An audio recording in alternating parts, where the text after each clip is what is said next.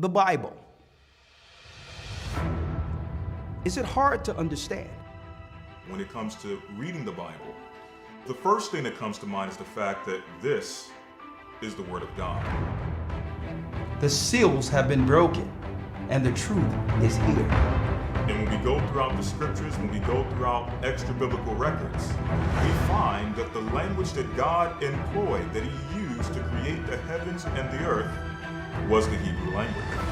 Christ said, I came for the lost sheep of the house of Israel. But yet no one, no religious leader, no religious church out there anywhere can now identify the 12 tribes of Israel. Can we? God is quite simple, but it seems as if man makes understanding Him hard. What are those mysteries? The truth of your book and the truth will make you free. The Hebrew and Bible Academy, you're invited.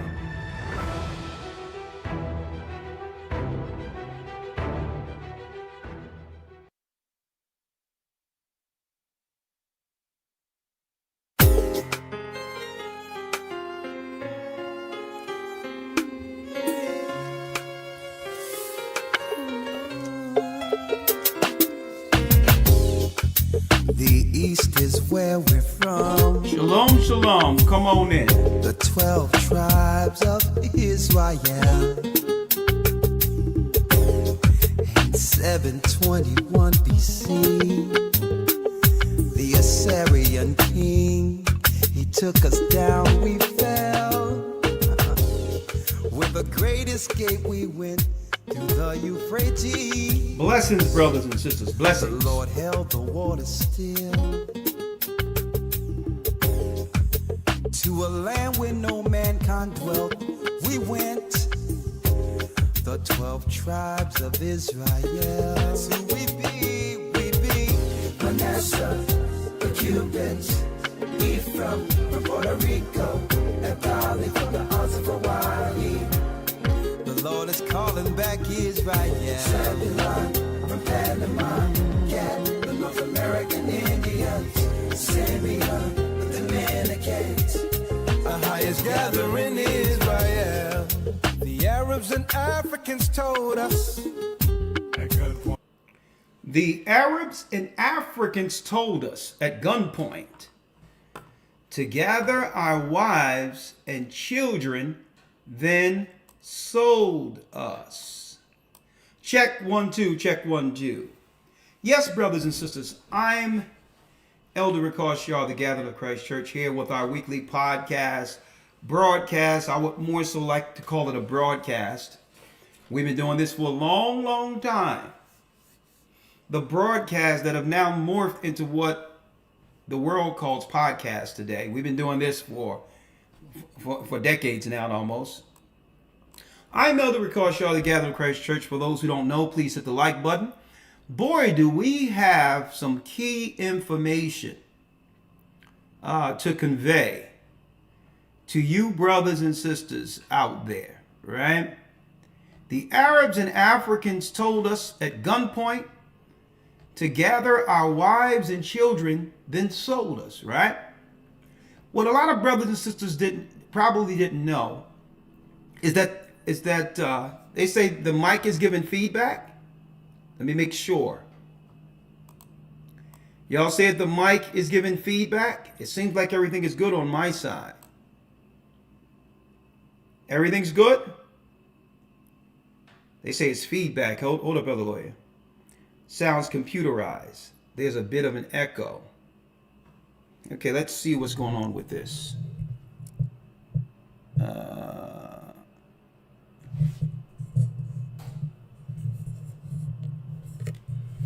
Hold on.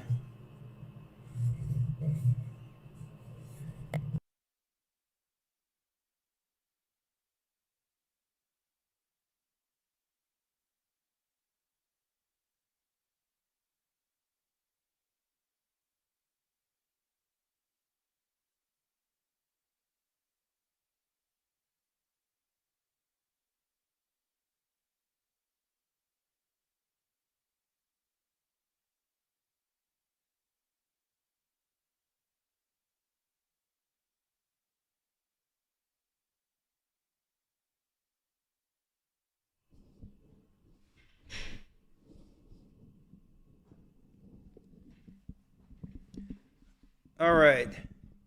Let's try something different here. Let's try something a little different. Right? Let's try this. This is better, y'all? This is better? All right.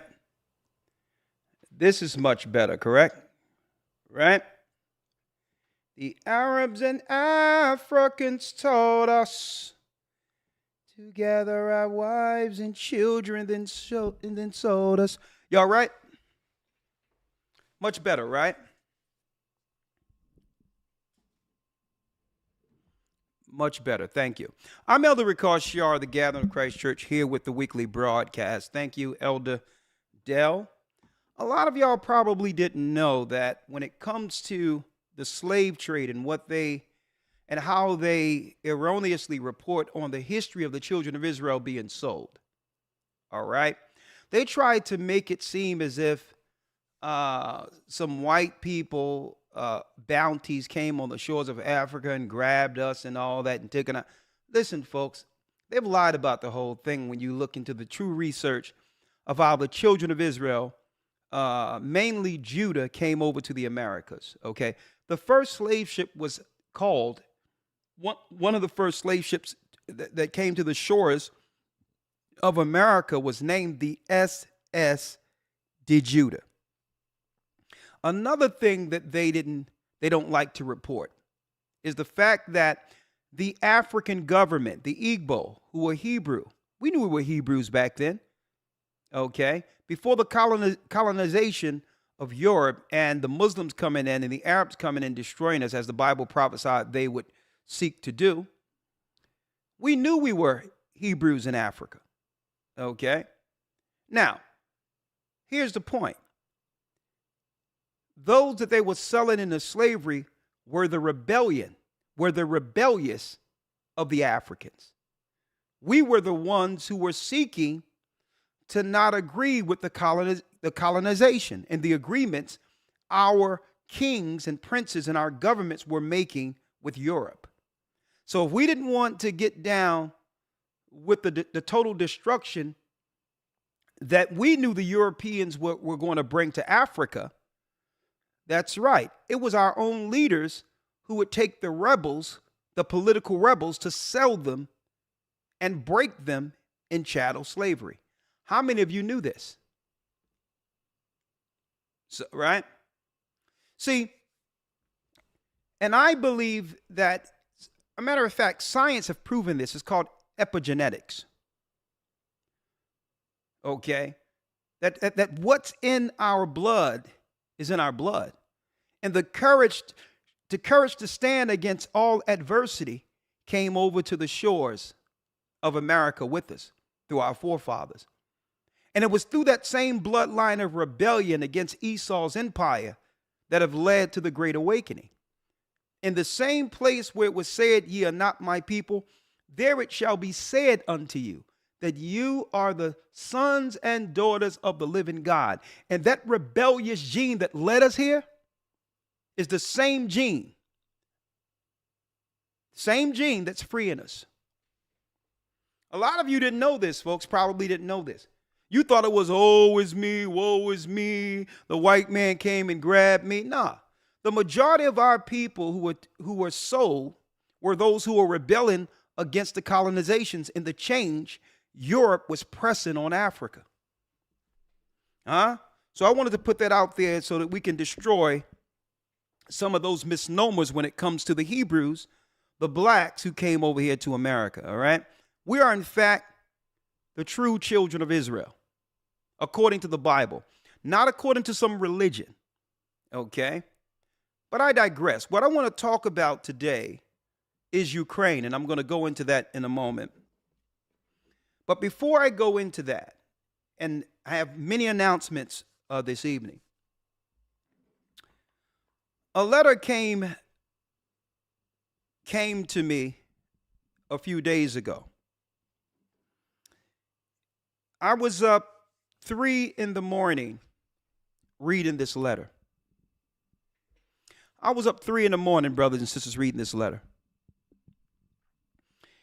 And the letter touched me so that I thought that I would share this letter. It touched me. And this letter reminded me of why the Most High called us to do what we do. Okay? And it's from a brother named Michael. I'm going to just keep it there. Okay? But it was such an encouraging blessing to read this letter and its outcome. Folks, you knew that listen, there's no way I could have kept this letter and the content within it just between me, right? And the brother who sent it. Because it's an inspiration. It's an inspiration, actually, brothers and sisters, for me. Because when you get bogged down into what this work is and realize that you are a prisoner, and that some of the greatest adversity that you'll have in this work isn't from the so-called enemy, but from amongst your own people. Right? I need y'all to think about this, folks. When it comes to exposing and trying to attack the work that have helped so many people, folks, it isn't white people out there seeking to tear the church down from the inside or try to give it a negative connotation. Okay? And sometimes that's frustrating. Right? You would think that they would realize that we're on the same team. Even if they feel justified in what they're doing. They're so selfish in their adamant hatred to tear down the church. They're so adamant in that selfishness. They don't care how many stumbling blocks get in the way from having others understand what they fail to appreciate. They're so selfish in what they're dealing with. They don't even realize the impact that this church is having by saving lives for someone who may fall on this video. And through the inspiration of the Most High, it may get them through another day. People don't even look at that when they're seeking with the devil to attack. But this isn't about them. I've said that. I've spoken that to say what I'm about to say right now. It's letters like this. It's letters like this that keeps the work of Christ and the importance of this work in perspective. Now, I'm going to talk about the Ukraine tonight and the biblical history and what this means for us now that Ukraine have come to the forefront. But before I do this, I have to read this letter. Do y'all mind me touching on this letter? Do y'all mind it?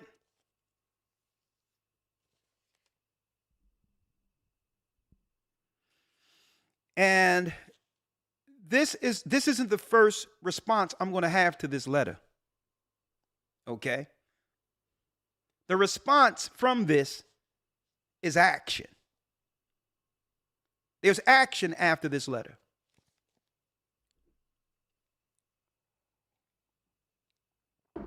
Thank you. I'm going to share it. Shalom, elder. Peace and blessings. Gabar has been speaking to me. It's speaking of the Bishop Gabar in South Carolina. Okay? Not to be confused with the other Gabar, who's no longer with this work. Okay? Peace and blessings. Gabar from South Carolina has been speaking to me about you for several years. I'm encouraged to introduce myself when I want to write this letter. My name is Michael. I'm going to leave it at Michael. I'm not going to have his full name here. My name is Michael, and I'm 38 years old. My biological father is Native American. Therefore, I'm a proud Gadite, making a warrior face. He put that in parentheses. I'm currently serving a life sentence without the possibility of parole. for first-degree murder.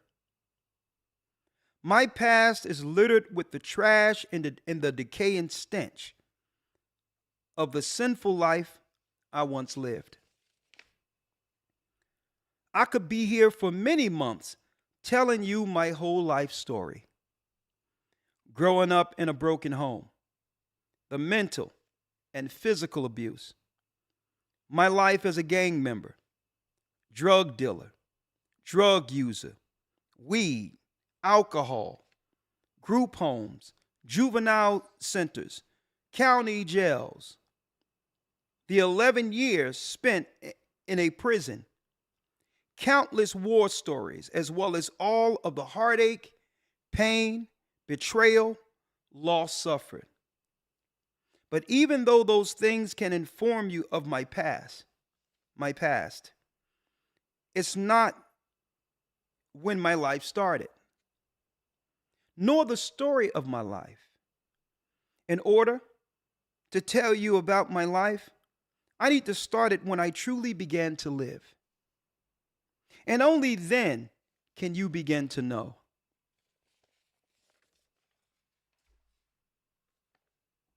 I was in the county jail. I'm not going to announce what jail it was. It is.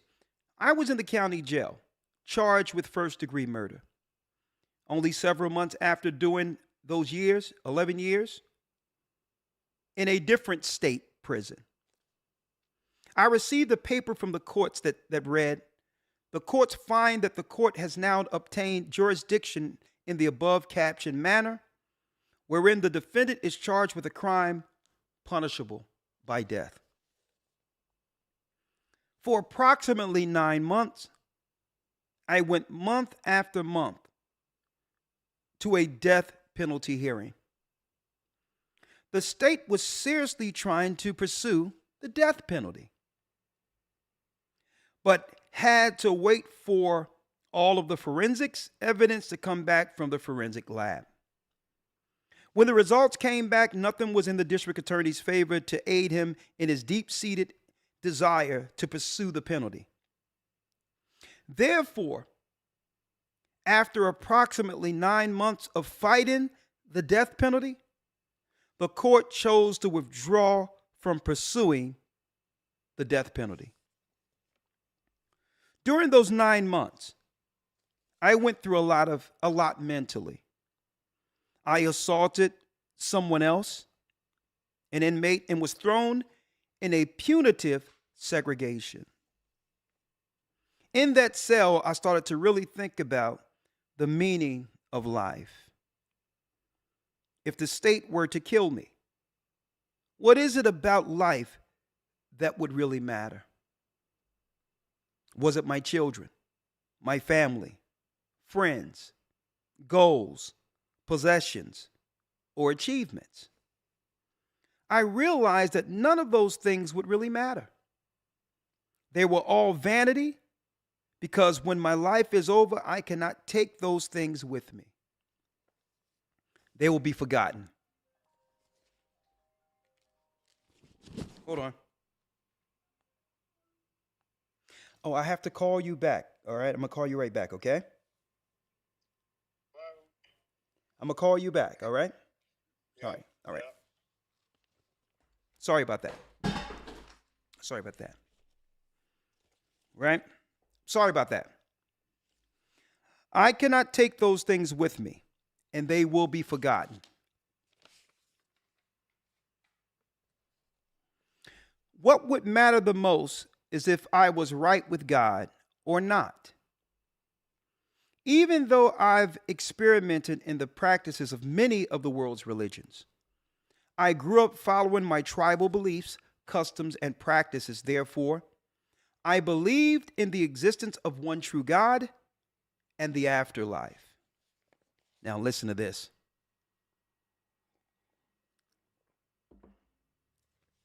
Elder, I had so much evil, pain, anger, sadness, remorse, and hate inside of me. It was like a poison slowly eating away at my soul. Ahia worked a miracle in my heart. I fell down on my knees, mentally, physically, and spiritually exhausted. With my face against the cold, dry, dirty, stinking concrete cell floor, and screamed out to God with my soul. I prayed with my whole heart like I've never prayed before. With snot running out of my nose and a river of tears pouring down my face, I let everything inside of me out to God, throwing the heaviness of it all at his feet. In so many words, I told God that I know in my heart he is real.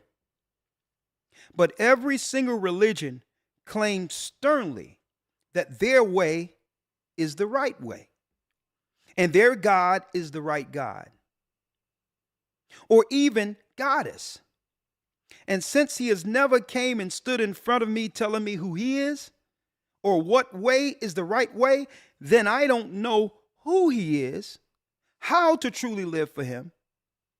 So I ask God to forgive me for all I've ever done and to guide me into the correct knowledge, who he is,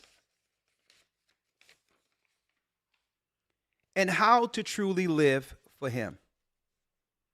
I told God that if I needed to be praying to him through somebody, Jesus, Muhammad, Buddha, or anyone else, then I was praying to him through that somebody and to forgive my ignorance, but guide me to the truth concerning that too. For a long time, I felt something evil and controlling inside of me. While stretched out on the concrete floor in my own tears, I didn't ask God, to deliver me from the death penalty I was facing. But instead, I begged God to take the evil I felt inside of me out. While I prayed, I felt something heavy leave out of me.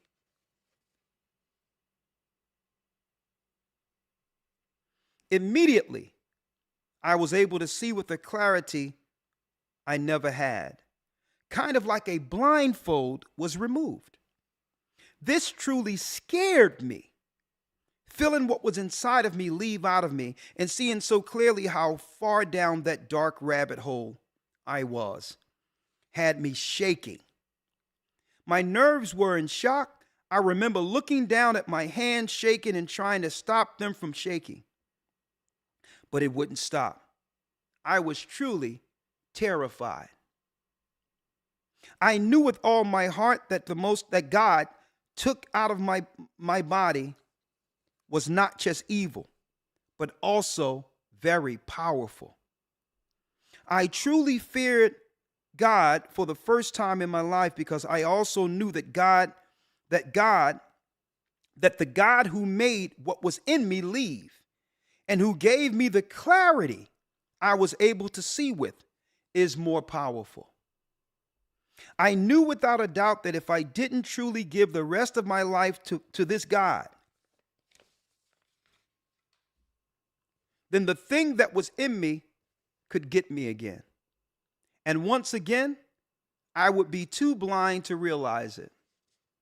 I vowed right then and there to live the rest of my life, regardless of what was left of it,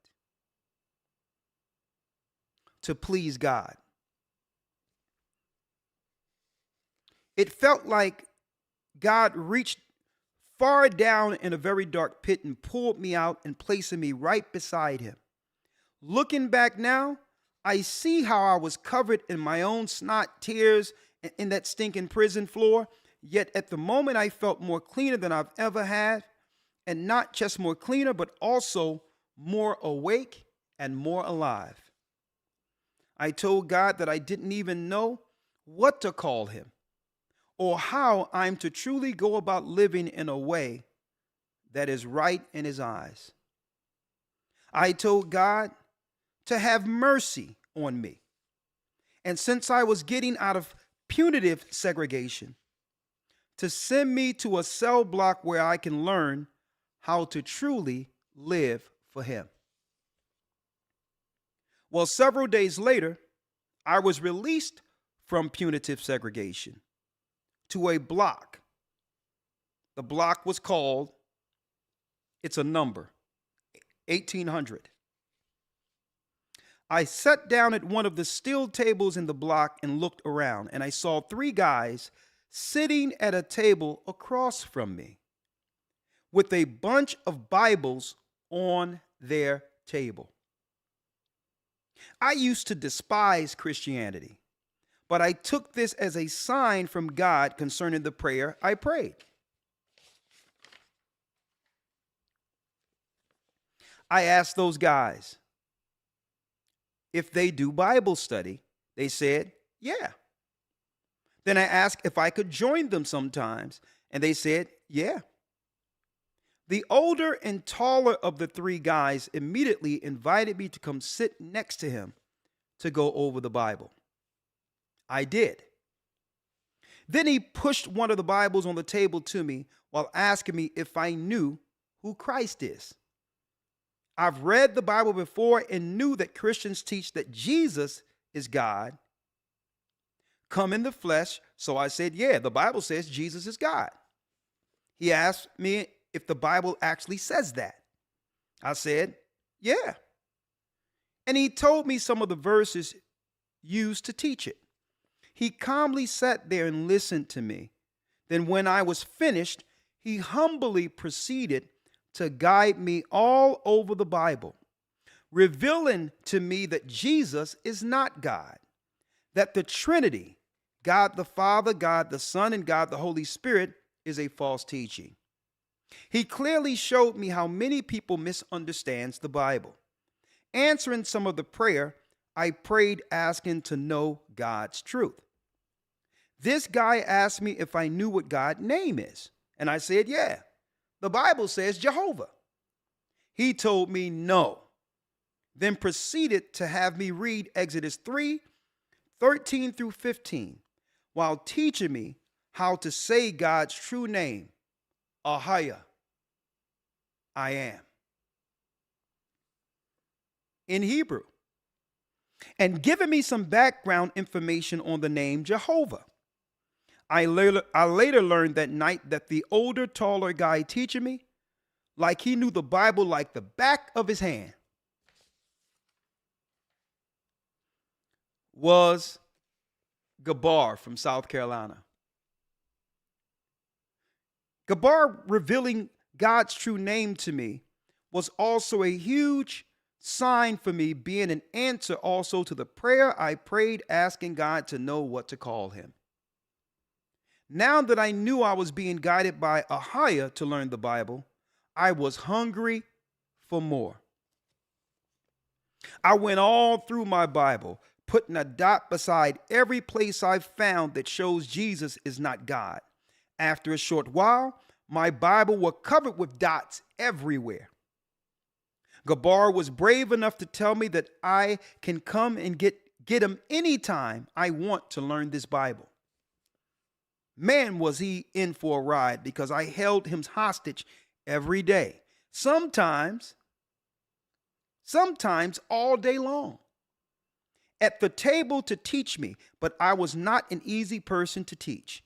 I was already taught many false teachings, my modern day Christianity, so Gabar had to prove them wrong to me with that Bible. I would stay up all night, sometimes days, studying this Bible, analyzing, connecting, and marking everything. Gabar would clean the cell block at night and walk by my cell, seeing me still studying. Gabar used the Bible to teach me the importance of combining my faith with strict obedience to Ahaya. Gabar was careful to teach me the commandments. I learned that I had to keep the true Sabbath, the feast days, and as well as the dietary laws as part of Ahaya's commandments. The feast of Passover came, and me, Gabar, and the other 2 guys I'm not going to say their names, kept the Passover together the best we could. We took turns reading about the Exodus, singing songs to Ahia when I sound terrible at it, by the way. And we made a feast out of Doritos, chili with beans, pickle, beef sausage, and cheese. And you know, the heavens looking down at that, it was like a heavenly spread. The way the angels were looking at that spread. The whole tables were covered with each of us at a place around the table, digging in. We also kept the Feast of First Fruits together. I loved it, and I was hooked like a fish. I even drew a little picture for our Passover, and we all signed it. I would study most of the day, every day, even when I would study alone. I've never been good at speaking to people or considered myself apt to teach anyone, but people who would never come to learn from Gabar would come up to me and ask me to teach them what I learned. So I did. Man, look how the Most High is working. I prayed and asked Ahia to bless me with wisdom like he did Solomon. I told Ahia that I know he told Solomon he would make him wiser than anyone before him and after him. But I wasn't asking for him to make me wiser than Solomon, but instead to give me abundance of wisdom like Solomon. And that I wasn't praying to be able to judge others, but instead to be able to know his truth, and by knowing his truth, be able to walk with him in this truth. What is wild is that I've always had a learning disability. It would take me longer than most to comprehend what I read. After that prayer, learning became very easy for me. And what he probably didn't realize is that that spirit that was in him, that left him on that cold floor, was also blocking his comprehension. Folks, the dysfunction in our communities put a hard demon on the children, and I'm saying this, and by doing so, it tried to block their attempt to attack the brain. When you look at autism and all these others, and I'm going to talk about that this Friday, it's a blockage so that we don't come to the knowledge this brother was able to break through to see.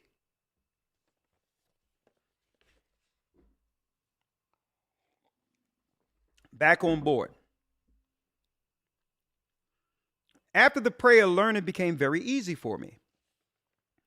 When it came time for Gabar to go to the feds, he told me it was on me to keep the Bible studies going in on our block. On me to teach this truth. I didn't feel like I was ready for such a task, kind of like Moses when Ahia told him he chose him to speak to the children of Israel. I didn't think the people would care to learn anything from me. I'm a nobody. And to my surprise, others seemed to really relate to me. And they, in the way I broke down the teachings of the Bible, I continued to study like crazy and teach others. I also studied the teachings and history of the many denominations of divisions of Christianity, world religions, archaeology, church history, Hebrew, and Greek science, biology, psychology, sociology, and much, much more. I became very good at exposing the false teachings of modern Christianity and being able to meet others on their level of religion to guide them to this truth. So before long, I had people in whatever block I was in come to me to learn the truth of Ahia's word. Even the preachers from the churches who came to teach prisoners had to come to the table I taught. Since I refused to go to their services or be stuck standing in an empty room looking at us study from the window. So he became the pastor in the church, where if the pastors didn't sit with him, they wouldn't have nobody to mission to. Look at that, brothers and sisters. People from those churches accepted the truth. Some rejected it and didn't come back to my blog. Without trying, I became a preacher of a highest truth, one who seems to be able to connect with and help others in a way some people can't. I went to trial and was found guilty of first-degree murder and given a life sentence without the possibility of parole. But my elder, I'm so much more alive and free during this life sentence than I ever was when I was in society. I'm truly living now. My life started when I was truly born again and started living my life in very, very strict obedience to Ahia through Yeshua Mashiach. I wish the death of the victim in my case wouldn't have happened. But I don't think I would ever care to really live for and know God if I didn't go through the death penalty process. Like I said, I'm doing a life sentence until I die or released by the grace of Ahia someday. But if I was given a choice to be physically free and not ever be able to have the relationship with Ahia I have today, or be here in prison until I die, but have my relationship with Ahia, then I would be more than glad to die right here in prison. True life lies with Ahia through Yeshua Mashiach, and not in this world or anything that the world has to offer. Today, I continue to preach the Most High God's word, striving to live like my Lord Yeshua Mashiach, helping others, writing a book about Ahia's truth, helping others to educate prisoners in Ahia's word. I'm just a nobody, trying to lead others to the only true God who saved my soul on that snotty, tear-soaked, cold and dirty and stinking concrete jail floor. Shalom to my elder.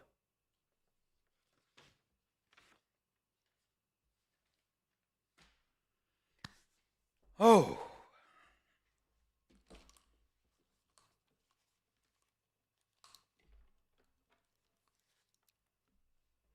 Elder Lawyer, you there? Yes, sir. Is this not something that you would see strictly with the disciples who decided to live their life for Christ when they were thrown in prison, and how Paul persecuted the church and he ended up being one of the main proponents to help save it? Yeah, exactly. I was just about to say this is something almost straight out the book of Acts, what we're seeing here. And I'm gonna tell you, brother, when it was 3 a.m, I picked up Deacon Shawan gave me that letter.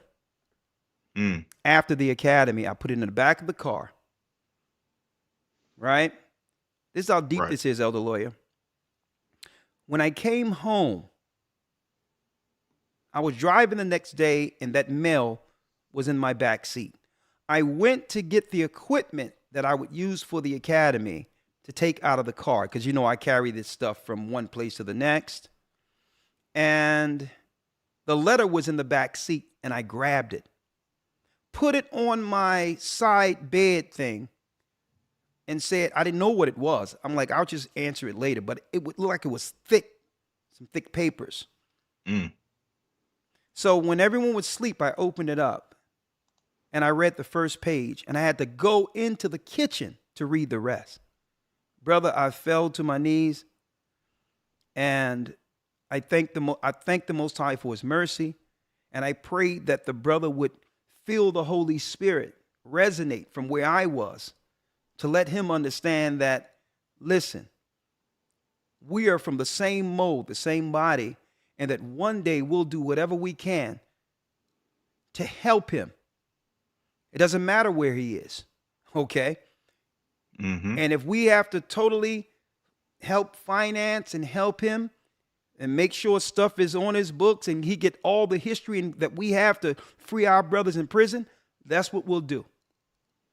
The Most High have created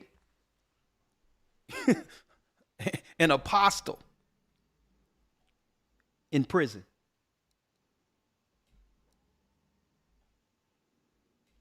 So I just wanted to share that.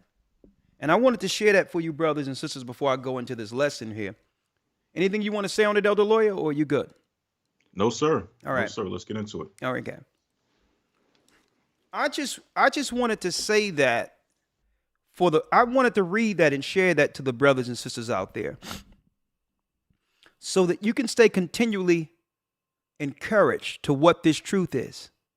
It doesn't matter what we've gone through. It doesn't matter. It doesn't matter how unworthy we may think as individuals we are.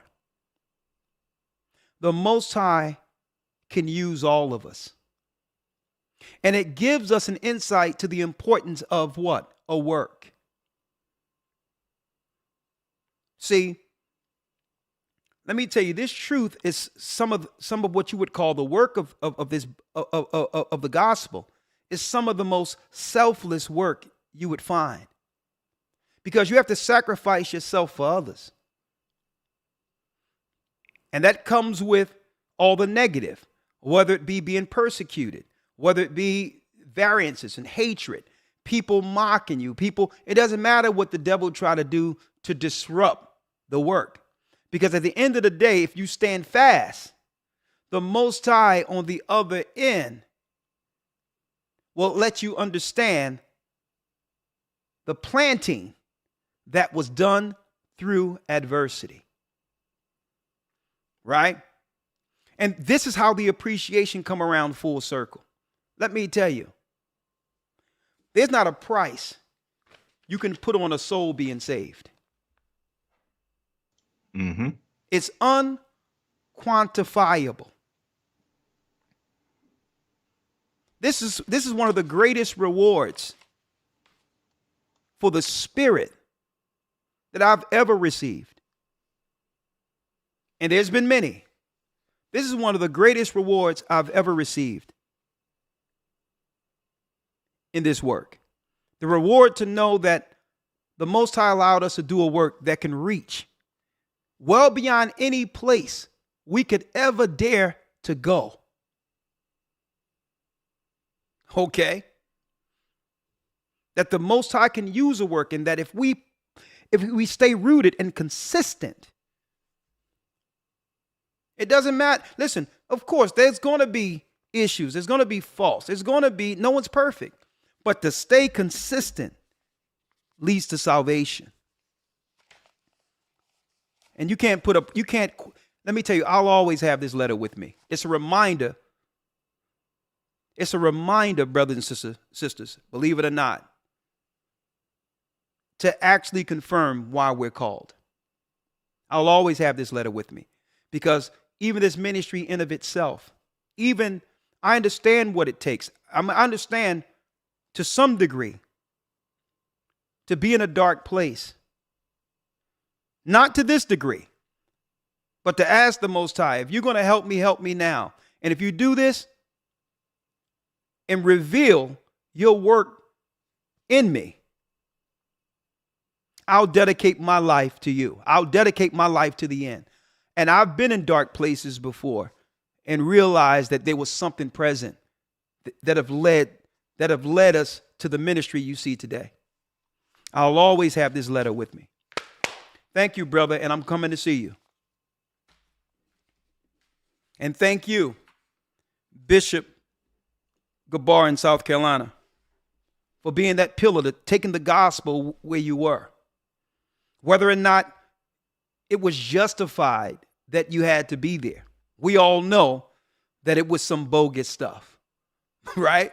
But all in all, the Most High sent you there. And now there's a pastor in that particular, a pastor that the Most High have brought from nothing, that's there to free God's people.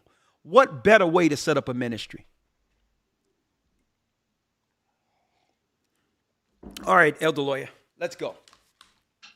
Yes, sir. Let's go. Let's go. Let's go. Let's go. What am I going into today?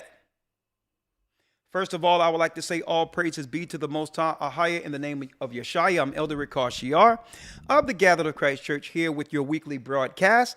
And what we're talking about is Satan's seat, Ukraine. How is it out of nowhere, right after the so-called pandemic,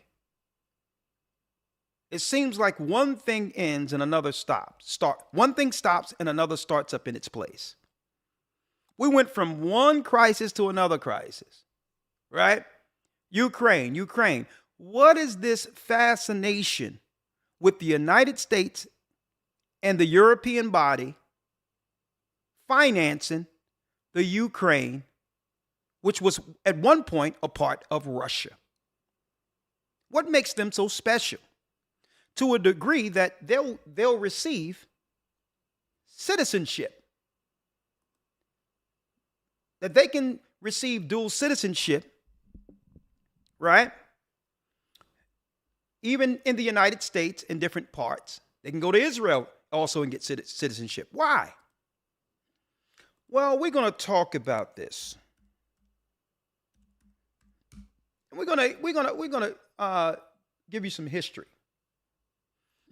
We're going to give you some history of how this connects directly to Satan's seat. Don't forget the Bible, Paul even stated that man of sin at the very end would be revealed. Now, the Christian church, of course, they're off. The Jesuits have misdirection and all types of deceit when it comes to having us not realize that it's not one man we must identify, but a people. Right? To know the spirit of Antichrist. The Bible states there's many Antichrists. Right? So let me show you all this real quick. And we're going to bring it up to date. And this is going to be nice and quick. Nice and quick. Now, let's talk about this. Let's work with starting with this, right? Breaking news, right? Let me get it. Let me make sure I have everything set up correctly here. Right? Give me 1 second. All right, let's start here. Let me put up a picture of Zelensky, the president of the Ukraine. Right? Let's start with him. Right? Now, there were reports months ago of Zelensky going before Congress to get more funding for the Ukrainian war. We went straight from the Ukrainian war, and then what? The Israeli-Palestinian war. All of these things are just one after the other, right? Are they related? Could they be prophetically really one and the same? Right?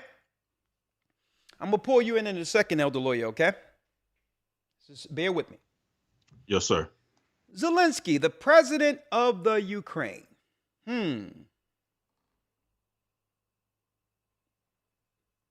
President of the Ukraine. Right?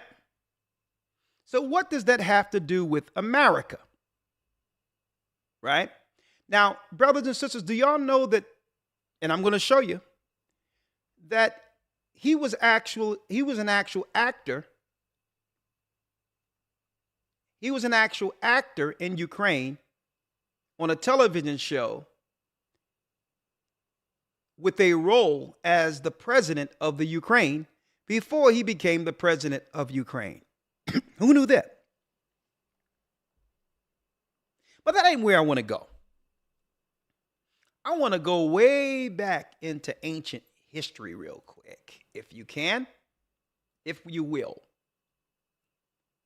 Entrance gate to Greek temple Zeus unearthed in Turkey.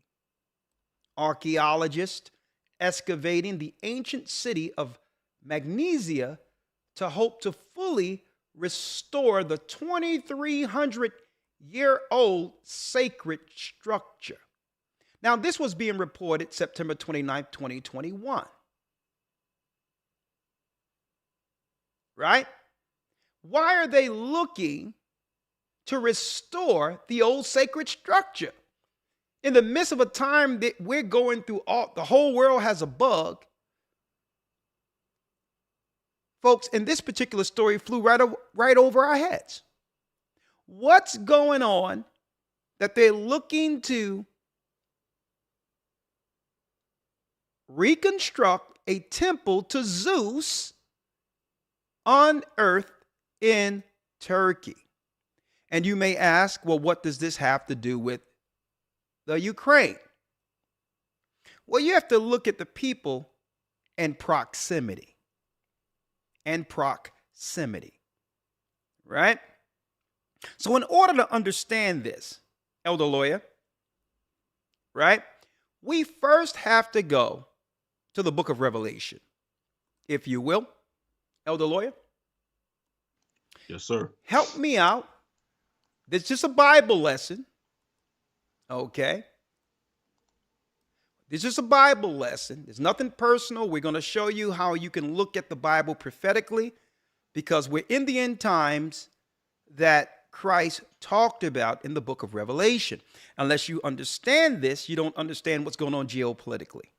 And you'll begin to understand on some level how they're reporting what's going on geopolitically, which may be correct to some level from a geopolitical level. But is there a more deeper level that most misunderstand or don't know altogether, not realizing the characters,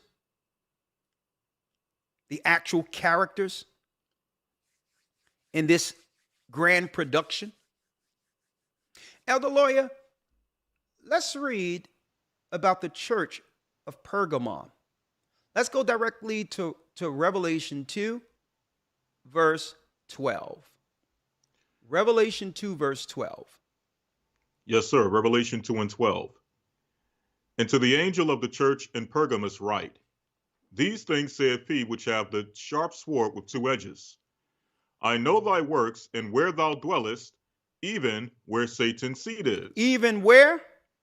Even where Satan's seat is. Even where Satan's seat is.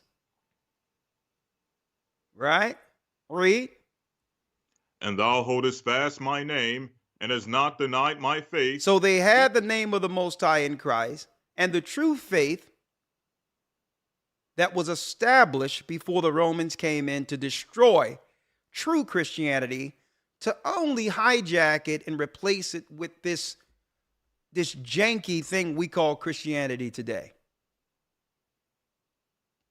Read. Even in those days wherein Antipas was my faithful martyr, who was slain among you where Satan dwelleth. Where Satan dwelleth. Well, brothers and sisters, understand this. This church is the church of Pergamos. Right? Now understand this. Pergamos is in Turkey. Different parts of Turkey. We're going to go into that. How does this link directly to the Ukraine? Right? And the Khazars. It's all connected. It's all connected, right? So let me now, I'm going to finish reading the article. So obviously, this is where the Satanist would go, who had high political influence and control over the world, to get directions from the dark world, the Prince of Darkness, on how to run his governments. Okay? Samael, or Satan himself, is the god of the Romans. Now, Christ pointed out the same area, folks. He pointed out the same area we're reading about right here. And this is from the Smithsonian Magazine. Why would they seek today, in our current time, to build a temple of Zeus in the same place, which they know is a gate, folks? This is a spiritual gate where Satan himself used to operate with the governments of Rome and those who were in this particular area, called Pergamum. Yes, folks, when you look in the Greek, it's Turkey. Right? Now, the Bible already told us that that man of sin must be revealed. So let's read a little bit of it, and then I'm going to show you all a few maps. In the early 1890s, German archaeologists Carl Humann unearthed remnants of 2,300-year-old temple of Zeus, who we all know as Satan. Zeus is also, folks, believe it or not, Zeus is also the name that's worshiped in modern day Christianity, Jesus. Okay? It's invoking Satan himself. Okay? Zeus also goes back to Jovi, and Jovi goes back to what? Yahweh. In the ancient Greek of Magnesia located is now the Aydin province of Turkey. The dig site was the reburied, all but unforgotten Gürkum Kaldemir, an archaeologist, at Ankara University became excavation there some 20 years ago. Now, I got some white papers from the University of Pennsylvania that I may share with y'all a little later, okay? If I have time. If not, I'll just dive into that. I'll probably bring it out this coming Sabbath, all right? Now, what else we have here?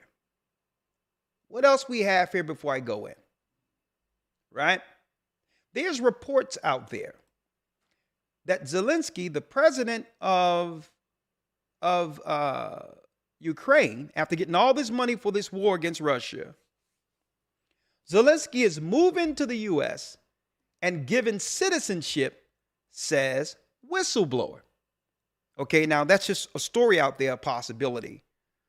Who's this guy moving all around and all this others?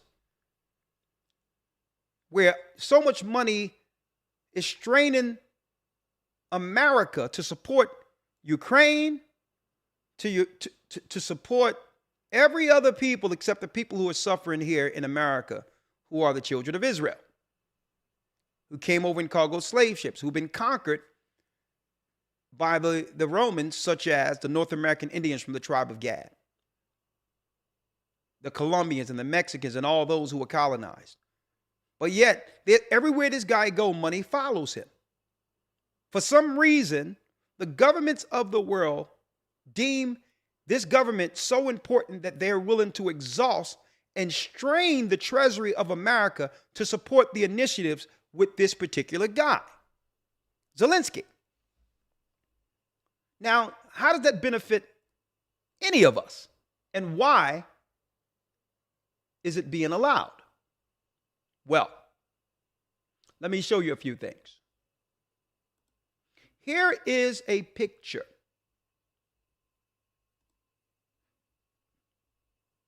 Here is the picture, folks. Now, this Pergamos right here, these are the areas of Asia Minor where some of the 10 tribes were scattered. right? Right here in this area. That Paul and others, Peter, began to go in the ghettos to convert our people back to the knowledge of the truth. And yes, this is what you would call Asia Minor. And this is where Satan's seat was back then. This is where the elite would go to sacrifice to Satan. Right? Christ warned us of this. Who are these people? Well, we're going to talk about it tonight. And I'm not going to give my own opinion. Right? We're going to go through it real quick from a Jewish source, Aish.com, a European source, let me put it that way. And anytime, Elder Lawyer, you would like to jump in, when it's time, you can jump in, just let me know. Because I just want to lay it out first, if you will. Right? So why are they looking to rebuild Zeus' temple? What does that have to do with any of these religions that are out there? And the Christians who are supporting and backing all these initiatives, do you know that your money is going towards rebuilding Satan's temple? Right? Right in Turkey, the same place the Bible identifies as Satan's seat, which means the ideology and the ideology to build Satan's power and government against his people would come directly from these particular people who are connected to that gate. So they would get the plans to destroy our people through these particular ritualistic scenarios. Right? But let me go here. Let's keep it on Ukraine for a moment, because I used to wonder why out of nowhere they pull supporting Ukraine out of their orifices when there's people suffering right here in America. Why are the Ukrainians so important? Well, Aish website has a few things that you probably would want to know, where they're giving everyone out there the insight of the connection between Ukraine and the Jews. Key moments of Jewish history have occurred in Ukraine. With a huge buildup in Russian troops along Ukraine borders in recent weeks, many people are fearful that Russia will invade Ukraine. Ukraine is a complex and diverse nation with incredibly rich Jewish history.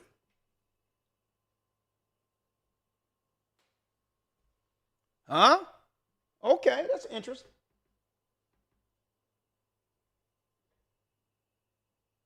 That is interesting. Here are 12 facts about Jews in Ukraine.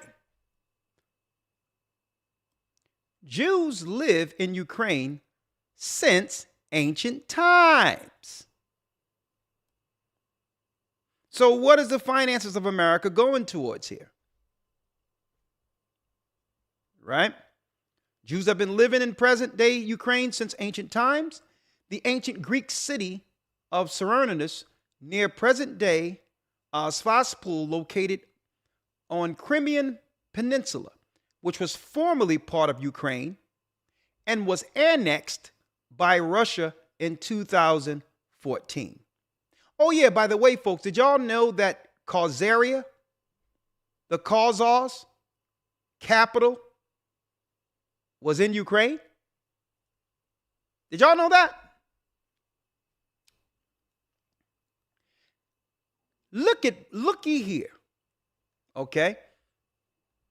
Let me pause this because this is just a distraction. And let's focus on number 2. The kingdom of Khazars converted to Judaism. Now, these are not my sources. This is from their particular websites. Eastern Ukraine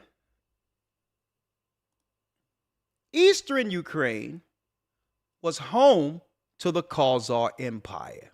Look at this.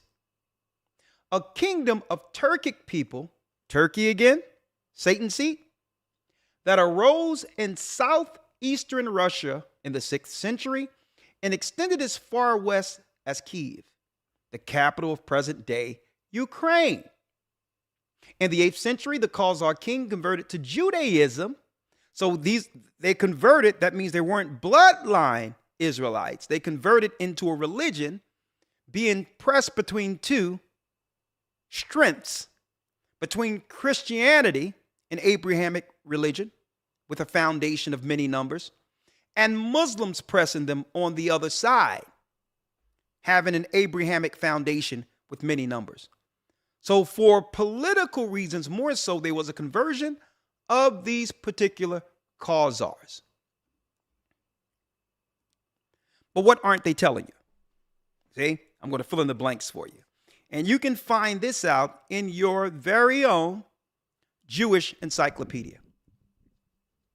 In your very own Jewish encyclopedia. If you've been in the academy, a lot of you have this information and sources already. Okay, I'm just going to touch on them.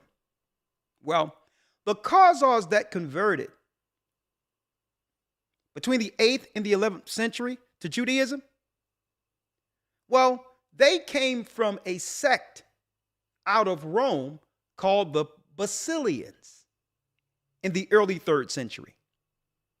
So 500 years before they actually converted, they were in Rome, came into the area, and became Khazarians. They weren't originally the foundation people, the Japhetic people of Khazar. It tell you in the Jewish encyclopedia that the Khazars became Khazars who were Basilians, who came from Rome and converted. And at that time, when you look at other sources, their religion was what you would call the religion of the serpent people before converting into Judaism as Khazars. Many people make a mistake by claiming that because of that geography, they must be from Japheth. But I'm dropping a dime on you here. Look up in your Jewish encyclopedia, Basilians who went into Khazaria. These are they who came with what? Who came with Roman initiatives to establish governments and power of finance in those areas. Eventually became a strength within the area of the Ukraine. They will be impressed on either side between the 8th and 11th century, and those Khazars converted into what we call Judaism today. It's not my opinion. It's facts you can look up yourself. All right? Now, let's go back. According to their source, Eastern Ukraine is the home of where the Khazars converted. Now, these people aren't original people from there. These are Edomites who went into Khazaria as the Basilians. You got that? And they converted into Judaism. So they're telling you right off that these Khazars are Jewish according to religion, conversion, and not as the lost tribes of Israel, as we read in the Bible. Okay? Now let's go to the next one. Number 3. A matter of fact, let me show this. Here's an archaeological find from their sources. The Khazar Moses coin found in Spilling's hoard and dated 800. It is inscribed with Moses is the messenger of God instead of the usual Muslim text, Muhammad is the messenger of God. So this is archaeological proof of these conversions, and it was sealed and minted in their coins. Okay? Now, let's go down. Let's go to number 3. Ukraine. Now, we have to realize a lot of finances go to Ukraine, and we never wondered why. Well, Number 3. Let me get it here. Ukraine was a refuge to Jews in the Middle Ages. Okay, are you following me here? So it was a refuge, similar to how, right? And we're speaking of Judaism right here, just like the state of Israel became a refuge for the Europeans that were in Eastern Europe and others who end up going into Israel today. It became a refuge for them. Well, this isn't the first time that happened. Ukraine was that one place where they could all go and have a safe place, quote unquote, safe place to worship freely without the fear of outsiders disturbing their religious rights and privileges, right? So it happened before, right? Are you following me here? Number 3. Number 4, Ukrainians blame Jews for their landlord's greed, okay? That was a spat there in 1569 where there was some things going on when it comes to financial indiscretions that began to become arguments at that time amongst those who were dealing with that, and something fell out with that, right? There's more.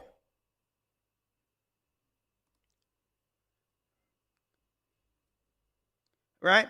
There's many more, right? But I want to go all the way down, right? I want to go all the way down because they're bringing us to our current time, right? It tell you number 10, an ideology. Modern Zionism was born in Ukraine. Now, Zionism is an ideology, right? And the ideology is, to protect Jews first and foremost, but some on the outside may deem that ideology or some part of it as it could be something destructive in the ideology if you're not a part of the people actually getting protected. Some view it that way, right? Because you can protect yourself to some degree, and everyone should be able to do so, but not at the expense of harming others. And some people may think that this ideology is so pro one people, it doesn't matter how it falls negatively on others on the outside of the group it's protecting, right?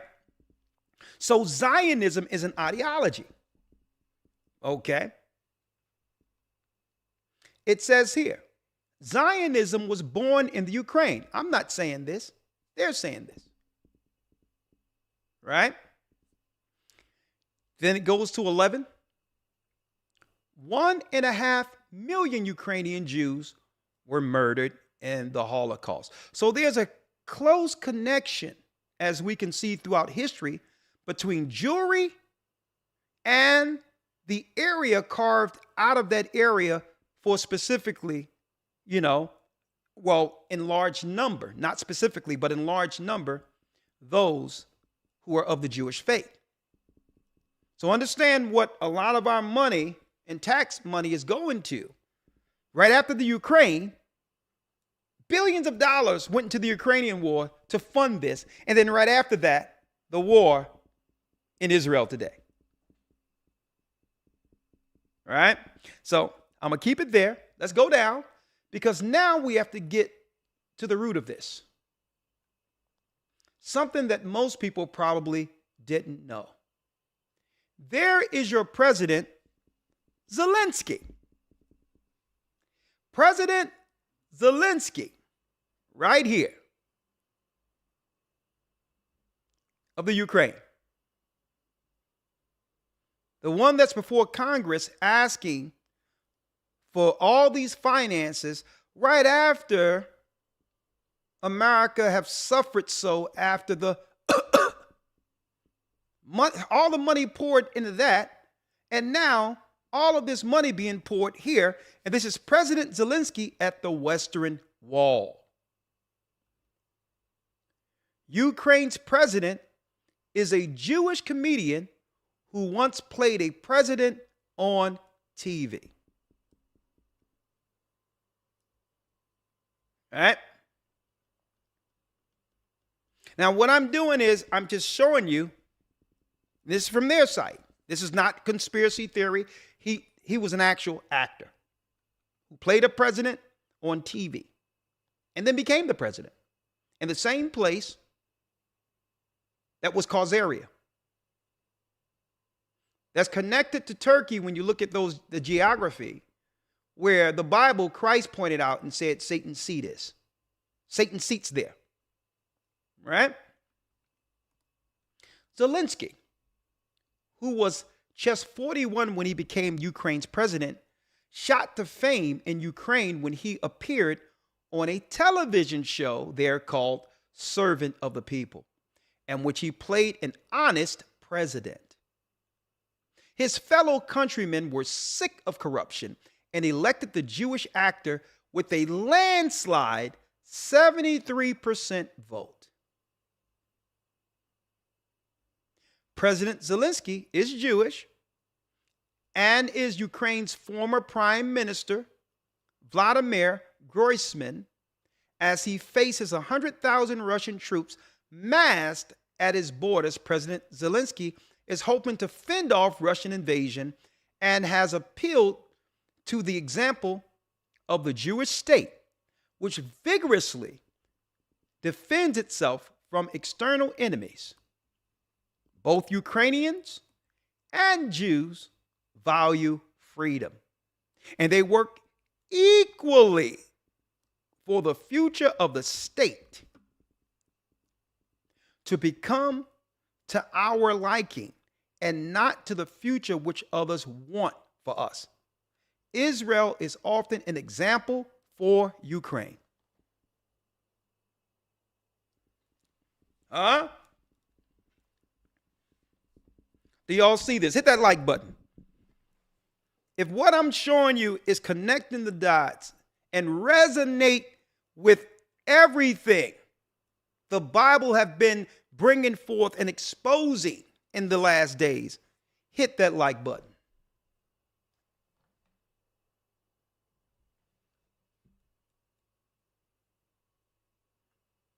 So, how is the United States back in a foreign entity, a war that has nothing to do with your taxpayer? When you pay your taxes, a lot of your taxes going towards all of these other scenarios while the people are suffering right here.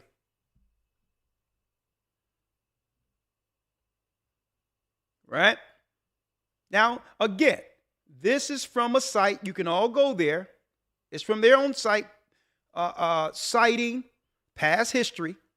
The site Aish, that has a lot of history there. I used to love going here because there's some other things on here that's quite interesting. Okay?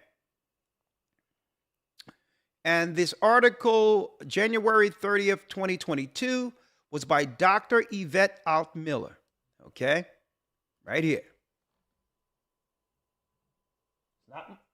It's not my opinion here. Okay? Now, I need y'all to check this out now. Let's check out something here, if you will. Right? 1 second. Stick with me here. This is Al Jazeera. And this is some Israeli-Palestine conflict, as you can see at the top. It says, a real opportunity. Israel urges Ukrainian Jews to migrate. About 100 Ukrainian Jews have arrived in Israel, and government officials say some 10,000 are expected in the coming weeks. Right? And that's over there. There's been an influx of many Ukrainians coming into the United States getting immediate citizenship within America. Finances, backing, all of that under wartime financing. Right? Let me show you.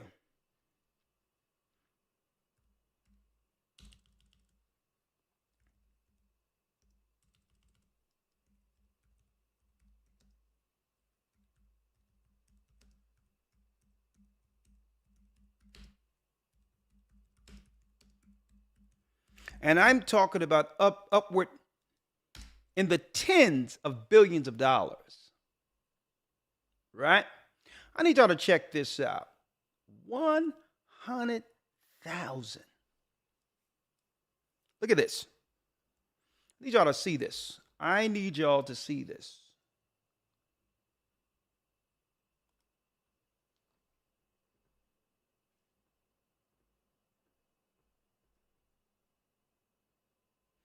I'm not even going to talk about the billions of dollars, right? Let's just look at this. The United States government announced it would admit 100,000 Ukrainians, likely between 2022 and 2023. The Biden administration launched Uniting for Ukraine on April 25th, 2022, as part of their effort to admit 100,000 Ukrainians. Now, do you think they're coming over just to... Now, these people ain't going to be weren't on the sidewalk. Okay? They were able to transition right in society without anyone recognizing. Why? Because they look exactly like the rest of the dominant society. And I'm talking about housing, funding, all of that. Right after the pandemic, when America have already been suffering and so many people have been losing so much after being stifled and traumatized from what happened 2021. Can y'all see this? Now, I have many videos on the amount of money that's justified by the United States, Congress, and others that have given this money to Ukrainians who have nothing to do with the building of this country, and a war over in the Middle East that has nothing to do with our people who are suffering right here, who are in fact, according to the Bible, from the lost tribes of Israel. So I don't know what's going on with all these so-called faith-based religions talking about support Israel when your people is suffering in your communities right now, sleeping on the streets and all that, who are from the physical lost tribes of Israel according to history in the Bible. So we have to look at the hypocrisy there, the contradiction. Where we hear support Israel, but no one is going into the lost sheep who've always suffered under the hands of colonists. Right? So I did some more research for you all, brothers and sisters. I'm going to show you where we're going here before I open up the calls. Right?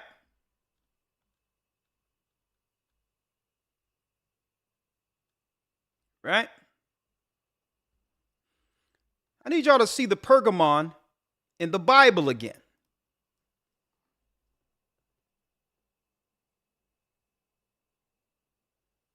See that? Pergamum. Right? Let's get it again.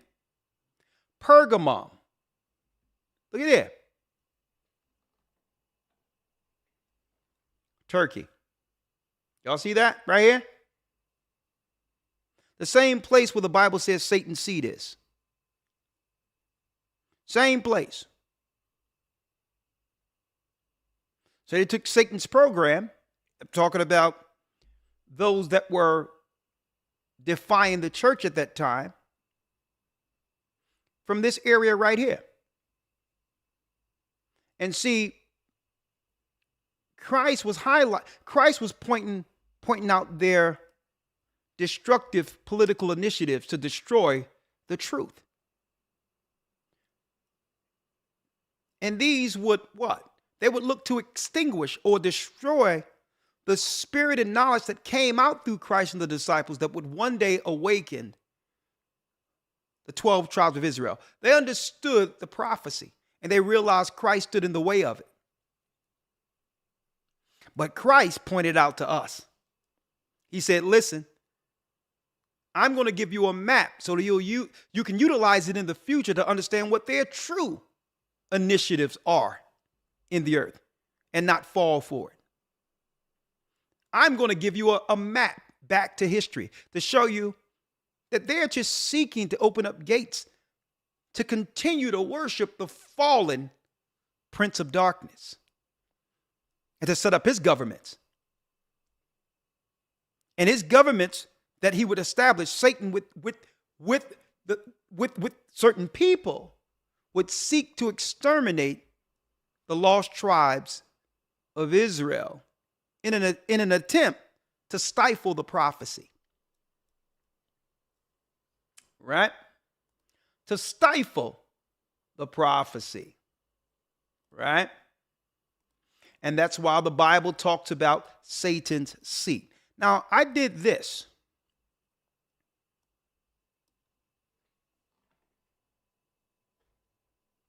All right. I wanted to know what's the total migration of Israel by select country since 1948 from the Jewish Virtual Library Project. Right? Folks, and I'm looking at the numbers from the areas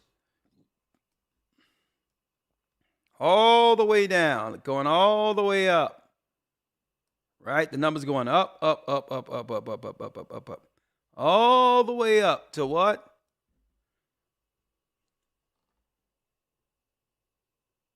Right?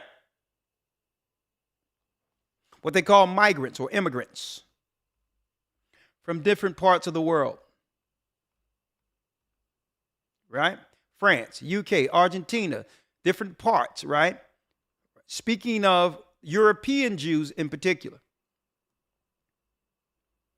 And the migration in of itself, not counting the children being had, almost 2 million. And now what we see is really, believe it or not, a strong Eastern European presence in the Middle East right now, where now they have the numbers to do what we're seeing in the earth right now. Now, when you look at these numbers, folks, the amount of financing that it took for all these people to migrate for all these years since World War I, World War II, the zeros are off the charts. Don't even look into the amount of financing that happened from that time to now. It's just too astronomical. It's off the table. I mean, the trillions and trillions of dollars. Now, let's bring this around full circle. And what I'm pointing out in particular that cannot be denied, folks, listen to me. Obviously, there's some people that are politically prioritized over others. All you have to do is follow the money. But what about the lost sheep of Israel? What about God's people? Right? Now, an elder lawyer. Now, I didn't say that, listen, this was their. Let me go here now so they can't claim that I'm making any type of assertion or an opinion on my own. Okay? They mentioned here on the list, okay, let me show you, of the Great Conversion. Hasidic Judaism, number 7. Hasidic Judaism started in Ukraine. They pointed that out, right? Which showing that Ukraine is a highly populated Jewish country.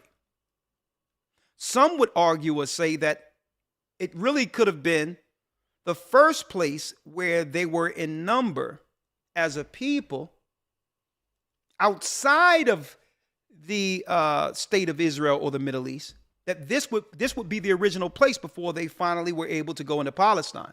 Some would argue that. Right? So I just found this quite interesting that on their sites it said that the kingdom of Khazar converted to Judaism. So they're not denying that it was a conversion. Right? So if I converted into the religion, what was I, or what was my ethnicity and true religion before the conversion? Who is my father? Not what religion I'm converting into. Who's my father? I submit according to the research I've done. Now, this is a religious research, a theological research. The research I've done, like I've mentioned before, that these Khazarians that converted to Judaism wasn't from the original people of Khazaria. I submit that the history I looked into from the Jewish Encyclopedia, that these particular people came from Rome as the Basilians in the 3rd century and gained political and religious power by the 8th century. And at that time, they were being pressed by the Christians on one side and the Muslims on the other side, the Arabs, and decided to convert. Okay. And through that conversion, which all three has a root in Abraham, they could begin to operate and do business without being moved out of the way from the more populated religions that were in place during that time. So the same as we see during the time of Hyrcanus, there was another conversion for the sake of what? For the sake of political convenience. So then, now let's put the conversions and take the conversions off the table. Okay. Where are the bloodline of the lost sheep of Israel? Not what religion you want to be a part of, your political persuasion. And folks, let me tell you, I have no issues with a people looking out for their own people. Okay. And is willing to go by any means to do so. I have no issue with that. But my question swings back to the lost sheep of Israel. When are we going to take priority? When are we going to take priority with our people to do the same? Listen to what I'm telling you again. I'm saying it again. People might not agree with the methods of other people who look out for their own. But you cannot deny, they look out for their own.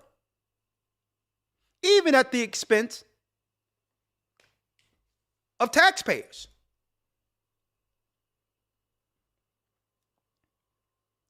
Because think about it. If it becomes an interest to be back geopolitically, then Congress would have to vote in to agree to finance whatever that is. When are we going to get on code like that? Not stating, or and don't even think about don't even think about getting anything from the governments and others by doing so. Right? But all in all, wouldn't that be a fascinating thing if we looked out for our own interests? Instead of trying to seek to back everyone else's interests while they are squashing us at the bottom like bugs.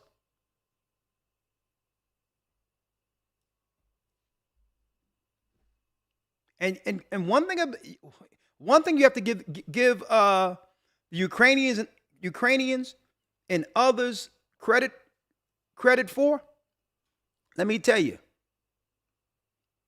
they're unrelenting. While you're sleeping, they're working for the betterment of their people. Okay? Let me go here real quick. Getting back on task here. The kingdom of the Khazars converted to Judaism. So then it comes to, okay, you converted to Judaism. Who are you? That means if you converted to Judaism, you cannot be a part of the physical 12 tribes of Israel. Who are you? Now, I'm not going to wait for any of them to answer that, because they have the right to do what they're doing. Under the powers we see in the structure we're under today, we'll leave that there.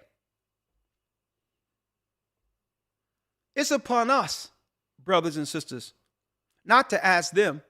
I put it out there many times, ask them one-on-one. Well, okay, outside of your religion, who are you? And what does that mean for me? Right? And I got different answers. And brothers and sisters, we're to a point where we're not seeking validation or an answer anymore. It's what they're not saying. That's what's resonating. Why can't we accept we're the people? Because they're not saying we aren't. When I say the people, that we're the Israelites according to bloodline, not a religion we've converted to. And that's the clear distinction. I would never get in the way of someone following whatever they would like to follow in a conversion. They have the freedom to do so. But if we're talking about Bible prophecy right now, if we're talking about Bible prophecy, and the Bible says that at the very end, that all nations will come against us in a desolation, it's upon us to get on code to understand that even if you don't accept you're an Israelite, they're going to come after you like you're one, because they understand the prophecy. Whether or not you want to accept your father's promise, and that promise is through blood. Whether you want to accept the truth of it or not, we are being destroyed strategically, geopolitically, from the powers that be, strictly because we're from the lost sheep. Oh, thank you.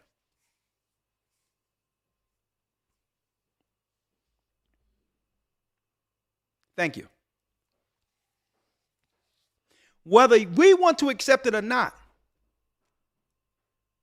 systematically they're working in the background to destroy and to target a people through bloodline, understanding what it means for their future prophetically.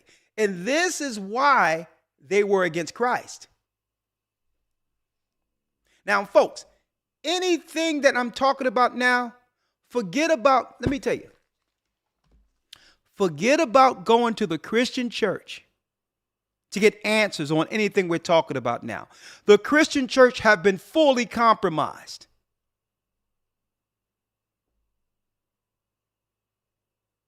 Okay?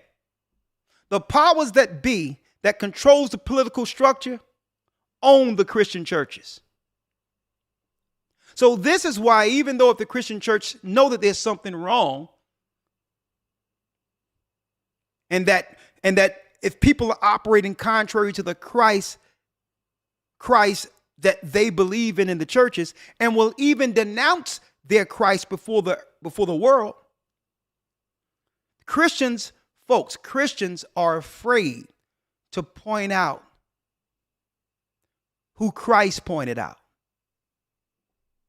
Christ pointed out Satan's seat. Christ pointed out in Revelations 2:9 and 3:9. And matter of fact, Elder Lawyer, let's read it. Because Christ gave us a message too. You with me, Elder Lawyer? Yes, sir. Thank you, Elder Lawyer. Let's go to Revelations 2:9. And see, the Bible says that man of sin must be revealed. And guess what? I don't believe the powers that be care that we know now. They don't care. The deed is done. They've gotten in and have totally gutted Christianity, because you have people who are operating in high places who hate the thought of our people believing in Christ. So eventually, just like they would get in anywhere geopolitically and do what they have to do, eventually through TBN and all these other Christian networks and all these others, they done totally came in. That's right, through modern day Christianity within the United States and gutted the black church.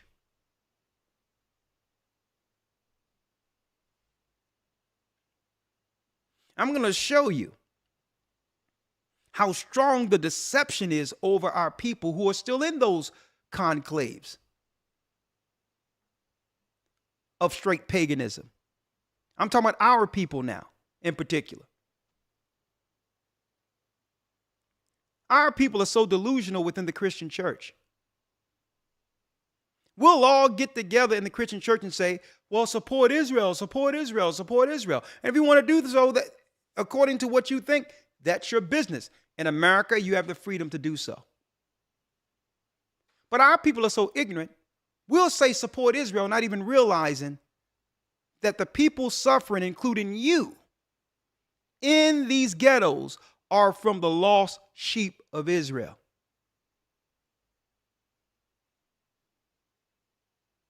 And you can't even support yourself.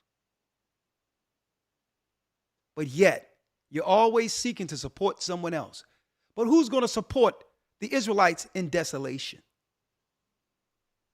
That's how destitute and broken the black church is. That's how destitute and broken the black church is.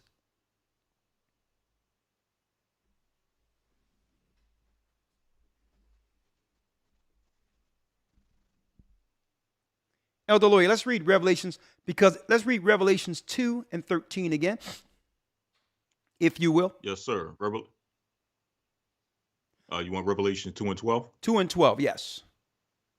All right. Revelation 2 and 12. And to the angel of the church in Pergamos write, these things saith he which hath the sharp sword with two edges. I know thy works, and where thou dwellest, even where Satan's seat is. Even where Satan's seat is. And where was that? Pergamos. So Christ was identifying the location they would be operating from geopolitically in the last days. It links directly to where?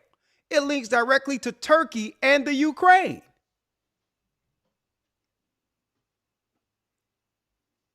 He told you this is Satan's seat. This is where Satan will be doing all of his geopolitical movement to bring in the New World Order. Christ was pointing them out back then. And then a few verses before that, it stated what? Let's read it. Revelation 2, verse 9. Revelation's the 2nd chapter and the 9th verse, right? It says what? I know thy works and tribulation and poverty, but thou art rich. He says he know the hell we're going through, the impoverished state we're in, but we're rich because what? The royal blood of Abraham, Isaac, Jacob, even Christ runs through our veins. Okay, you can't take that away.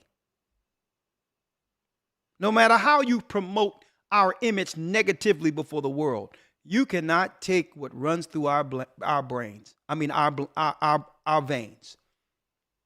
And what runs through our veins is the royal blood of Israel, of Judah. That's why Christ said, he know we're suffering, but don't give up. You are rich. You got the bloodline of the heavenly people on earth, the chosen people on earth. And I know the blasphemy, what? And I know the blasphemy of them which say they are Jews. Now, this is talking about not the ones, it's saying, I know those who are the bloodline lost sheep, but then I know the blasphemy who say they are the ones.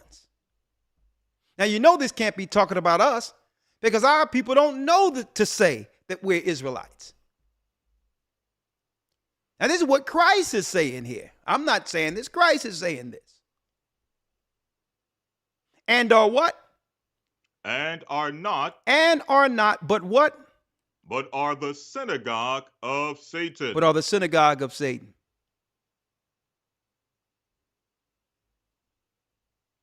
So what I did was, and I don't think I can, matter of fact, finish reading before I go into the next point, Elder Lawyer. Read that. Read Yes, that. sir, verse 10. Come on. Fear none of those things which thou shalt suffer. So then Christ came back and told us we are not to fear the things that we'll suffer. Because these will be working behind what? Behind closed doors. In high political circles. To conspire against the elect or righteous. And Christ says, what? Fear none of those things which thou shalt suffer. Read. Behold, the devil shall cast some of you into prison. So they'll be seeking to set up what? The prison complex. The industrial prison complex to aim towards destroying Judah. They'll throw you into prison. They'll look at what you do naturally and criminalize it.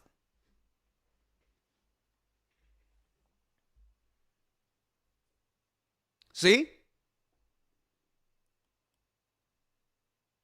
Read. That ye may be tried. And ye shall have tribulation 10 days. And you shall have tribulation 10 days. And that 10 days goes into, if you were sentenced during that time into their prison for 10 days, they put you on the rack, torture, and all that. And you probably wouldn't make it past the third or fourth day. It's talking about what?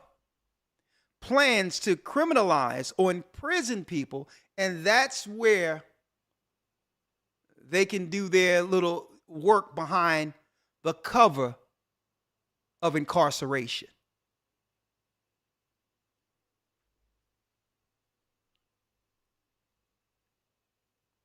See? That's right. Christ was pointing it out. And the Bible stated that man of sin had to be revealed. Had to be revealed. And then we go around full circle. And I'm just connecting dots here. All the way down.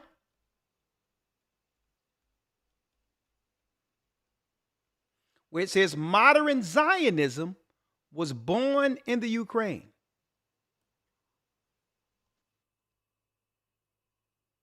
See that?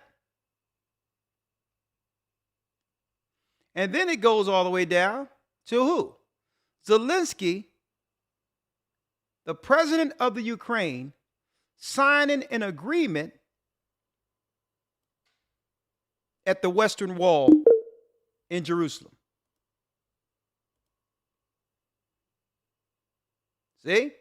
Zelensky, who was just 41 when he became the Ukraine's president, shot to fame in Ukraine when he appeared on a hit television show. They're called Servant of the People, in which he played an honest president.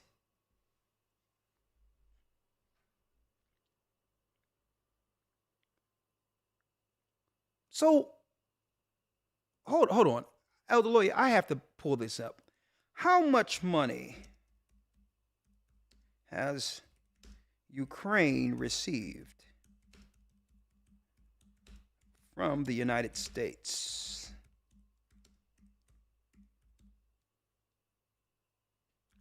since the war? What are we financing here? The Council on Foreign Relations. Let me pull this up. All right. All right, let me pull this up.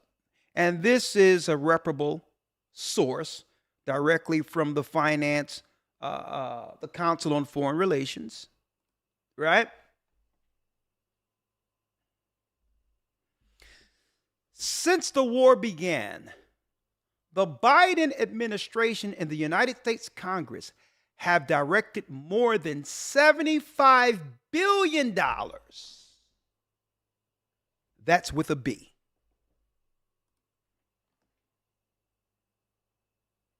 To the Ukraine, which includes humanitarian, financial, military support, according to Kiev Institutes for the World Economy, German Research Institute. Right? 75 billion and counting. Huh? Same people who say that I got your back. Blacks, you had my back. The black community, now I'm have your back.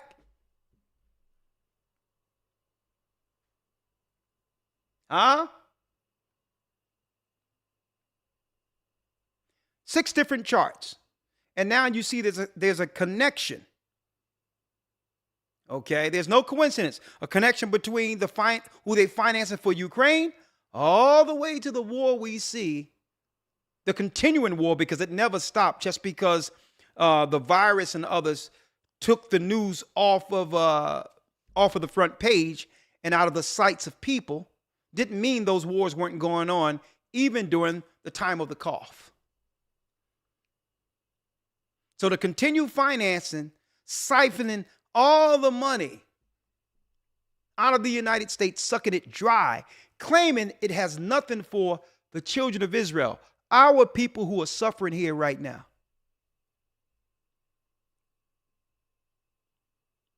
Huh? But I believe they have an answer for everybody. Right? And I believe, I'm going to go into it in a moment.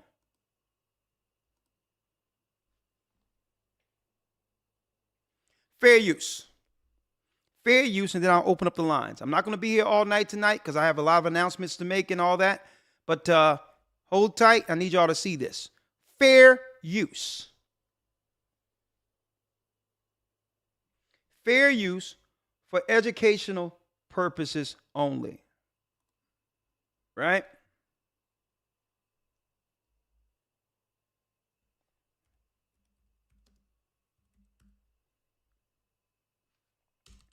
Fair use.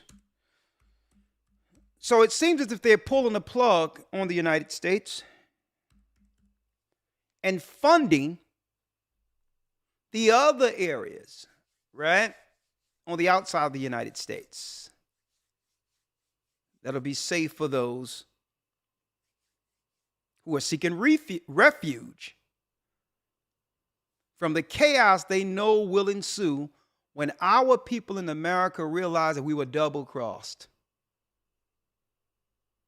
When our people realize that we actually bit the bait. Let me show you something.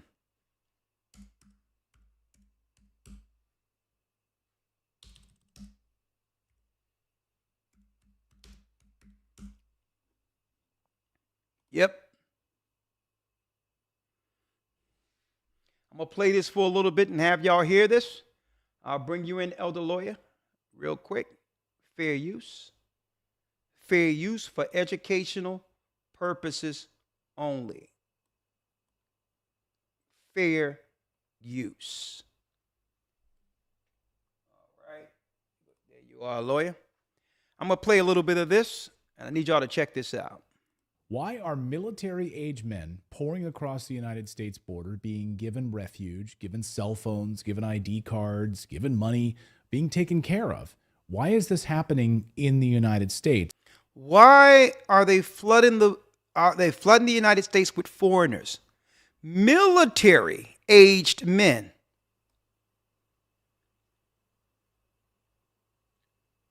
No one is telling us this, right? Fair use. Check this out, other lawyer.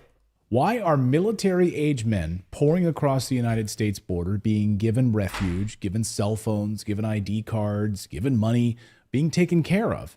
Why is this happening in the United States? And the Biden administration pretends that it's not happening, but we have the footage. Take a look at your screen.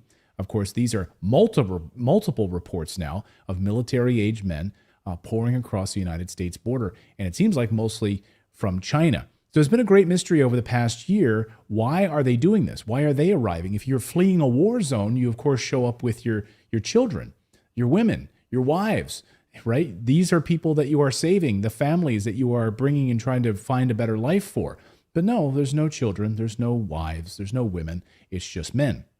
Well, at least until yesterday, we could speculate. We had some idea why this was happening. But on the floor of the United States Senate, Senator Dick Durbin has now let the cat out of the bag and explains exactly why this is happening. What troubles me about the debate now about the southern border is it is one half of the immigration equation. Yes, we need order at the border. Yes, we need to have changes in the laws that reflect the reality of the overwhelming numbers from all over the world who are coming to our shores and our border. But there's also an incredible demand for legal immigration into this country even now. The presiding officer, my colleague from the state of Illinois, has legislation which addresses one aspect of that. Her bill, and I hope I describe it accurately, says that if you're an undocumented person in this country and you can pass the physical and the required test, background test, the like, you can serve in our military, and if you do it honorably, we will make you citizens of the United States.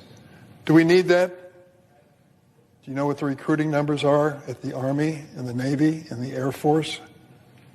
They can't reach their quotas each month. They can't find enough people to join our military forces. And there are those who are undocumented who want the chance to serve and risk their lives for this country. Should we give them the chance? I think we should.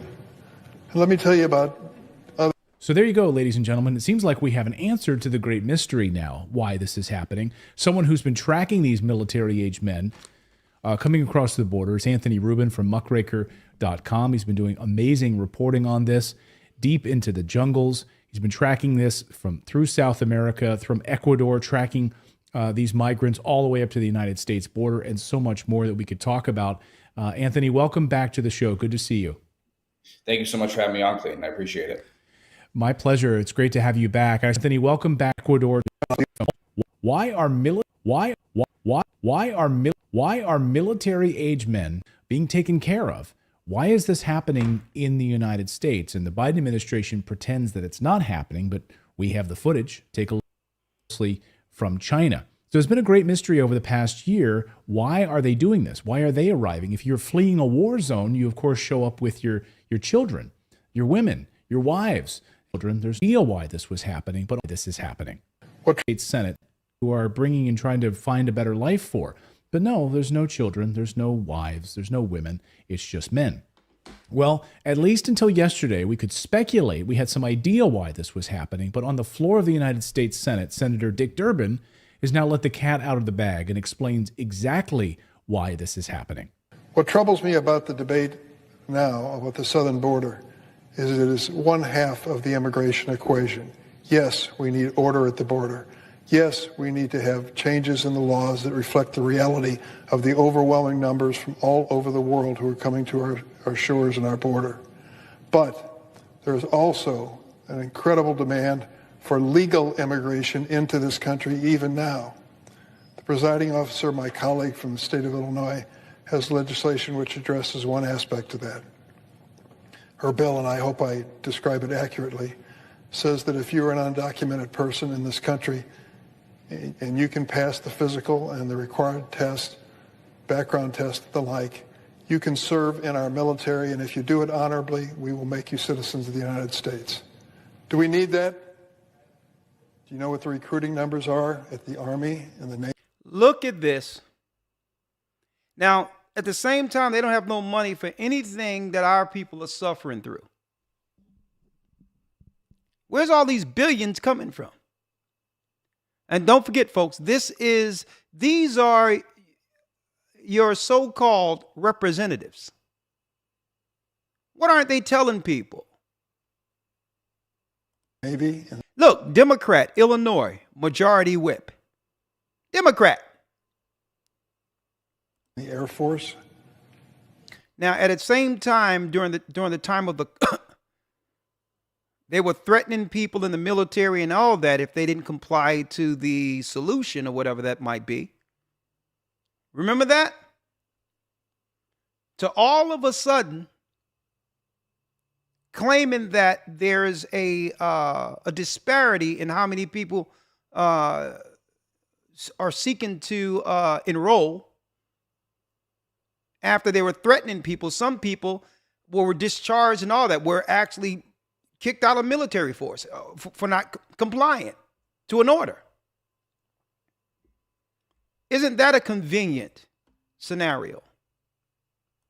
They can't reach their quotas each month. They can't find enough people to join our military forces. And there are those who are undocumented who want the chance to serve and risk their lives for this country. Should we give them the chance? Should we give these citizens who have alliances to other countries the chance to defend America? I think we should. I think we should, says Dick Durbin. I think we should. And let me tell you about other. So there you go, ladies and gentlemen. It seems like we have an answer to the great mystery now, why this is happening. Someone who's been tracking these military agents. Let's go back. I'm going to go back and show you. Of military-age men pouring across the United States border. And it seems like mostly from China. So it's been a great mystery over the past year. Why are they doing this? Why are they arriving? If you're fleeing a war zone. Everyone is coming in for whatever reason, of asylum or seekers. Is this really, Elder Lawyer? Could this possibly be what we talked about years ago? A new form of 70 AD, putting military in place for convenient reasons under humanitarianism right now? You there, Elder Lawyer? Yes, sir. Yes, sir. Sounds familiar. Absolutely. Well, brothers and sisters, hey, it's on. The Bible tells you that man of sin will be revealed. And now that it's revealed, we have to understand what this means prophetically for those who believe now. They're financing the final cataclysm. But what they need in order to really bring forth the armies like they did in 70 AD, they need civil unrest and conflict amongst citizens first. Because understand how they're working this. They're working this from one crisis to the next. To actually do what? To give them the reason for the next phase in their plan. One crisis begat another crisis. One crisis begat another crisis. See? They bring in, first of all, what happens? Here it is. Everyone got sick and they claim, well, okay, there's no people joining the military. Oh, we need the numbers. Oh, it's a defense issue. It's a national security issue if we don't got enough military. Well, not enough people are enrolling in the military, and some people didn't make it through the So let's bring in some reinforcements to help America. Right? And then There's a humanitarian crisis in Venezuela and others. Let's just open up the borders and allow all these people to come in. Right on top of people who are already suffering. Only to incinerate these people who will have to respond for the sake of self-preservation. And when the conflict with all the different races jumbled, really boxed into a particular area, when the cartels and others start fighting and duking it out for the neighborhood where the black people are, we can now say, listen, crime has risen exponentially. Let's come in with the National Guard and the new military to quell the new crisis. Race wars within the inner cities. See? The Hegelian dialectic. Problem. You got to have the problem. Reaction, solution.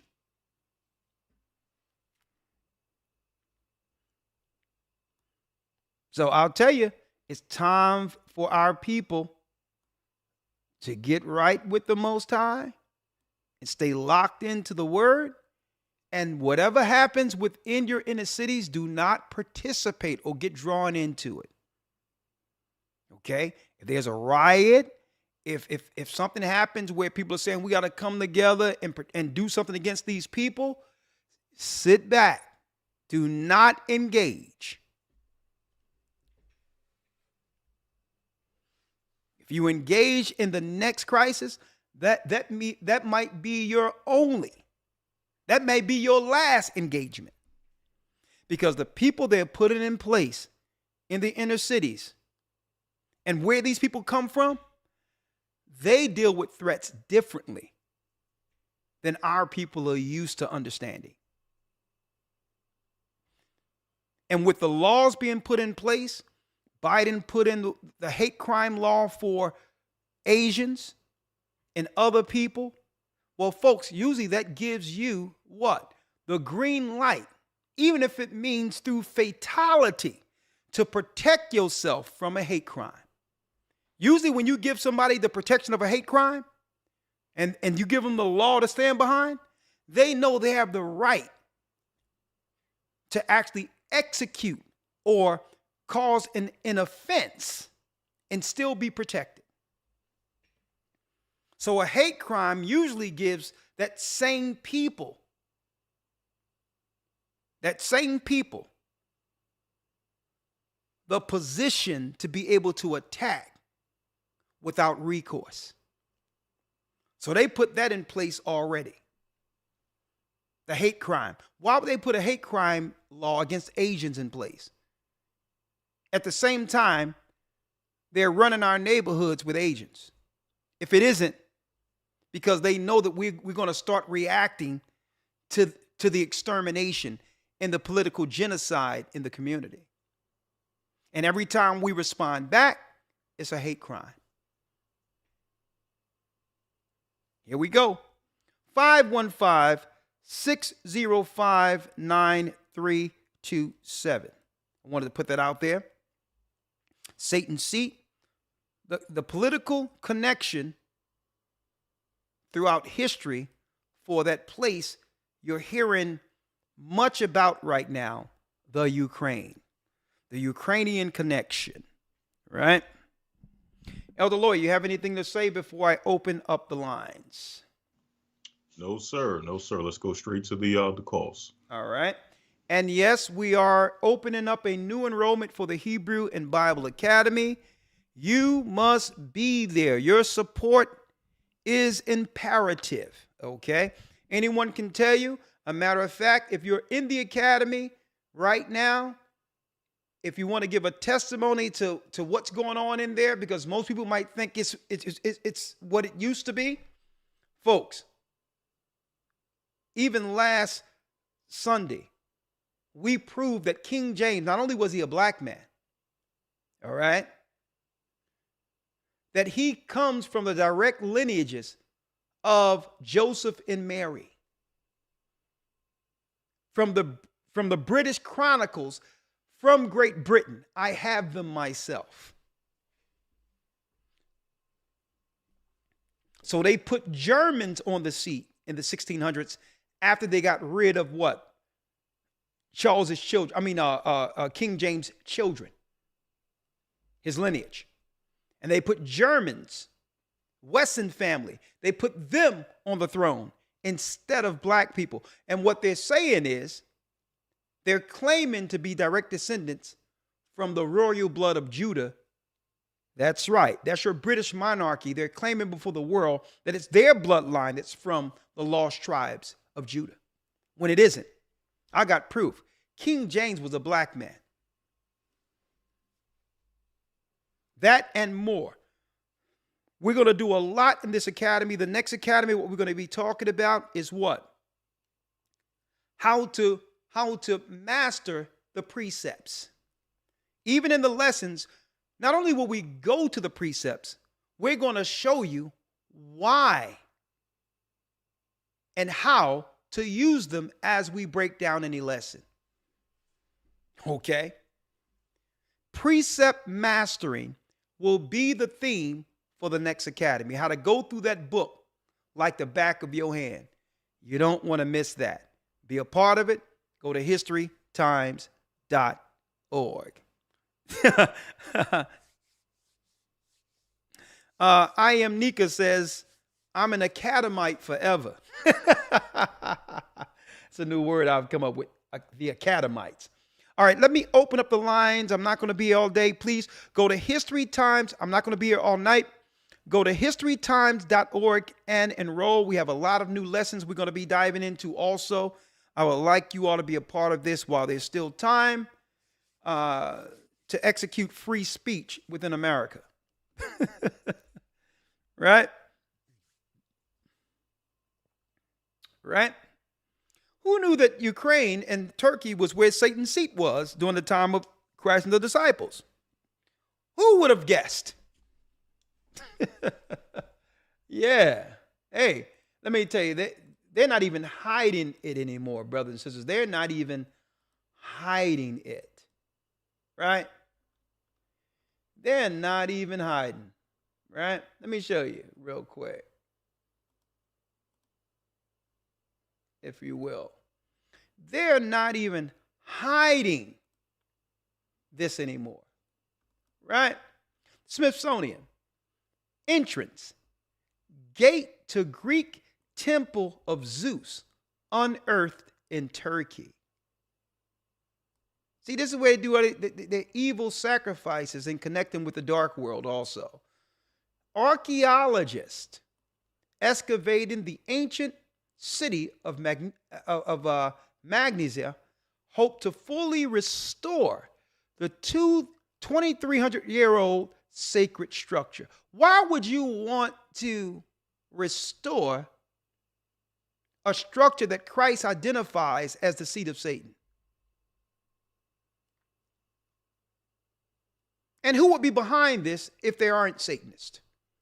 Let me tell you, that Bible has keys that Christ dropped that the churches don't even speak upon. Why? Because they're told not even to go into the book of Revelation. Therefore, they don't even know the location Christ told us to watch out for. Ukraine. Turkey. And those who were operating under the serpent religion before, that's right, before the conversion of Khazaria. Huh? And then when you want to talk about the serpent people, who know the Vatican is attached to the serpent people? Yeah. Vatican. Serpent.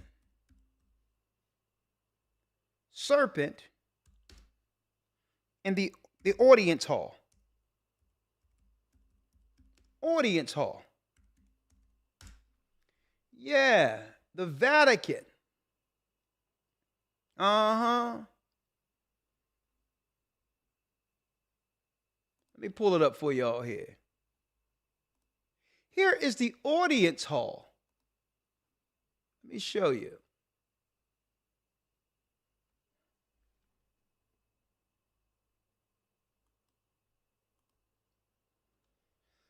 me show you the audience hall of the Vatican. Folks, they're not even trying to hide the fact that they worship Satan anymore. Look at this. Pope Francis financial reforms rattles Vatican guard. And they're doing this from the audience room of the Vatican.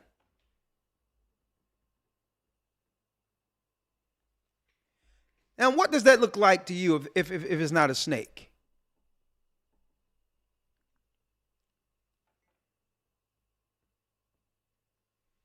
They're telling you they're the serpent people. Huh?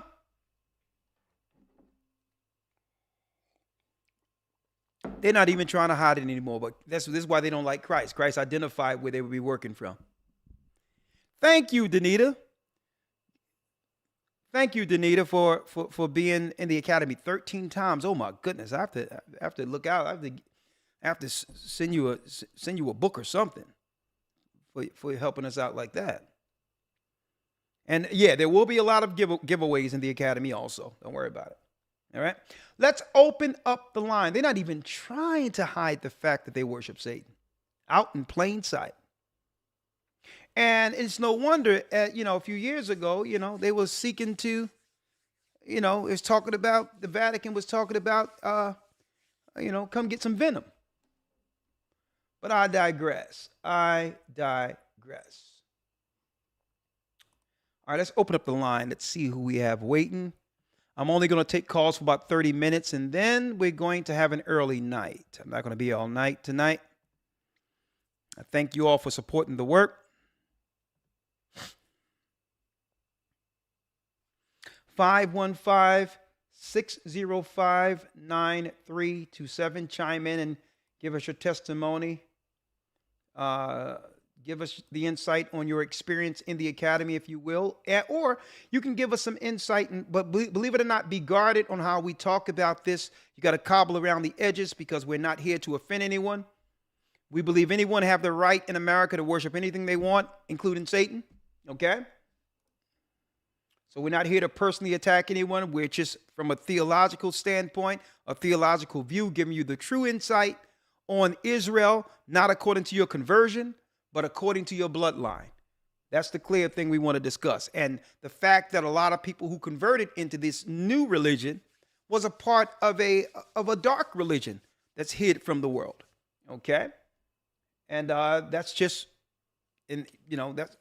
Christ pointed out the darkness. All right? And we believe that what the doctrine we're teaching was the original Christianity before the Roman Catholic Church came in to destroy it. Okay? We don't trust Jesuits. We don't trust their theology. We know that they are dealing with deceitful ideology. All right? Let's see here. Blog Talk call in. 515-605-9327. Call in. Blog Talk Radio. Welcome to Blog Talk Radio. Please hold and you will be able to listen to the show.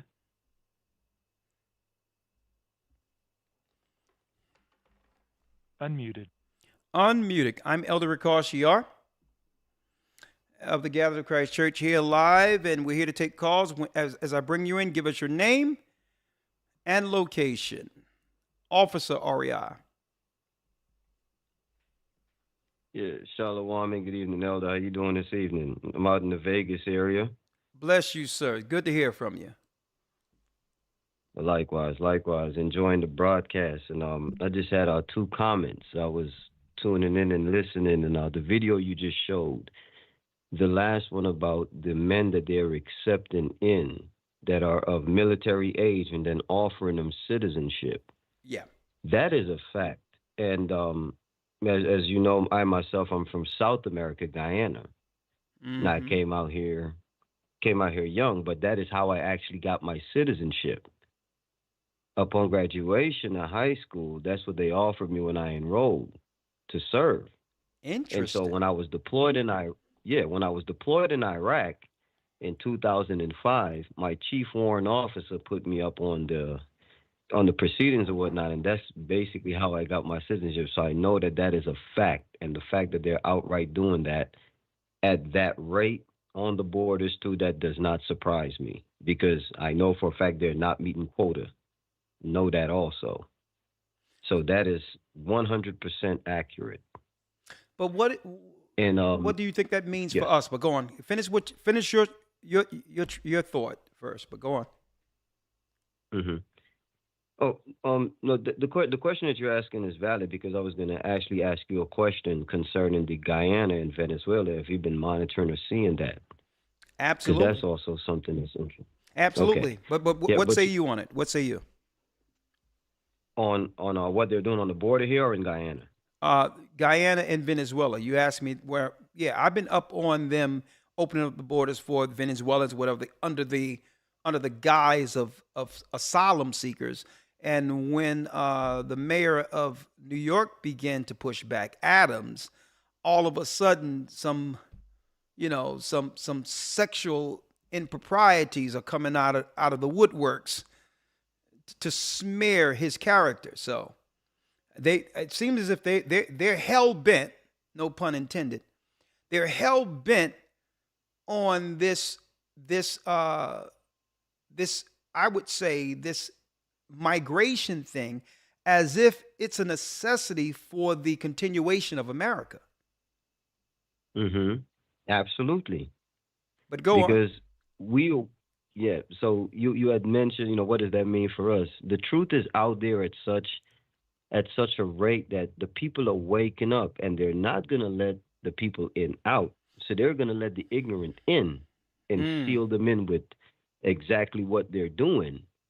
And at the same token, on the outside, you have a place like Guyana, for instance, because I was back there when you had called me. I was back there 2015, 16. Yes. And I'd seen what was going on because they were getting out the president at the time.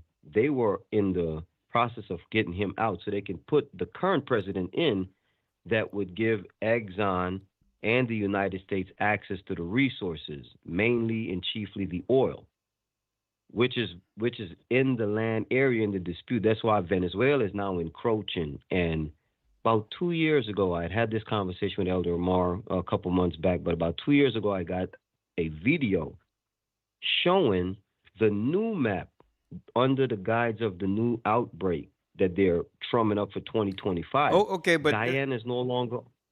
okay, you Oh, talking I'm about sorry. you talking about like there's some information you heard of in Guyana concerning, because I've been hearing some of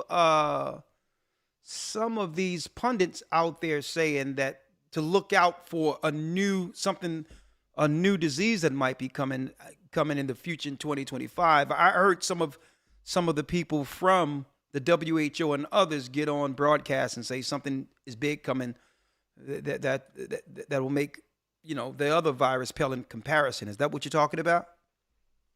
Yes, Elder, and I have the video proof. Now, I want to share this because it's very important. Yeah. I have a brother who's ex-military also. He studied maps, so did I. We did some work back in the day. And when he got a hold of the video, he sent it to me because he's like, this looks eerie. So when he sent it to me now, while I was in school in Guyana, they had a thing where they used to make us draw the map. And I have to give you this to make the point. We used to draw the map freestyle, the lines, everything. Okay. So when he sent me the video and I immediately looked at the geography, I realized that's no longer Guyana. And the landmass was actually renamed in Spanish. But the geography and all the surrounding maps, Venezuela, Suriname, it was so-called Latin America. That's the political correct term, Latin America. So in this new projected map for 2025, when the outbreak hits, Guyana is not even a part of the new map. But this is hypothetical, right? Hypothetical that if what you're seeing is true, that the landscape is going to look a lot different. And based on them moving people around right now, and you understand that what you've seen years ago could be more than a possibility where they're just changing the people. right? Absolutely, And Elder. and where they changing the And people at in particular, right?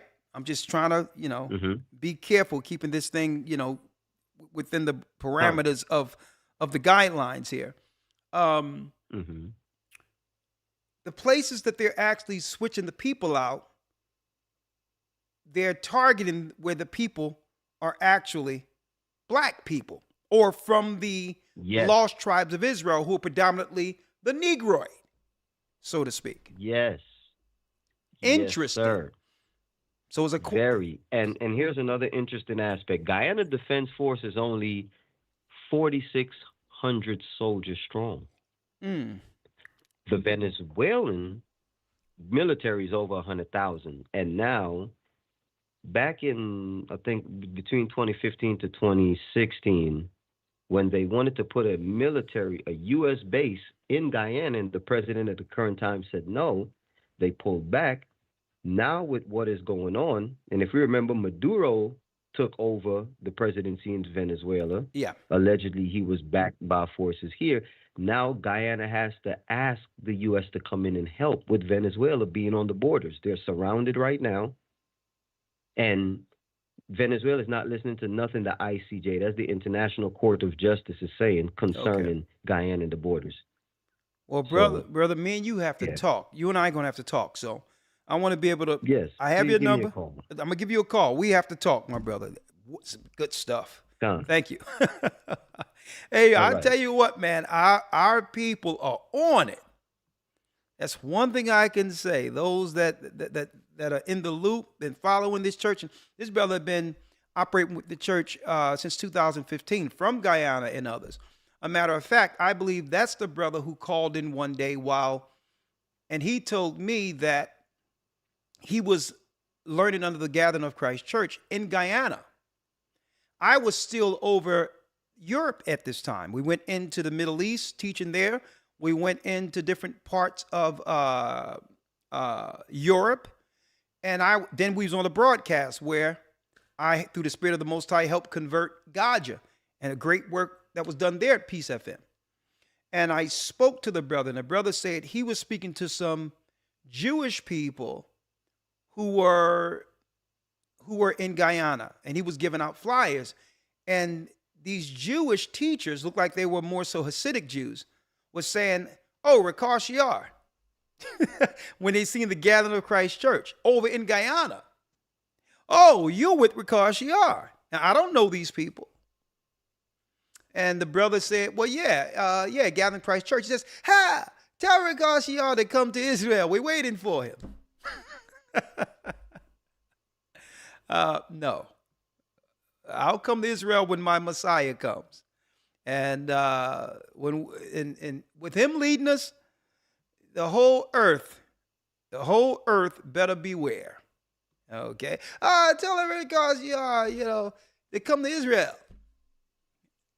I'm good. I'm a servant of Christ.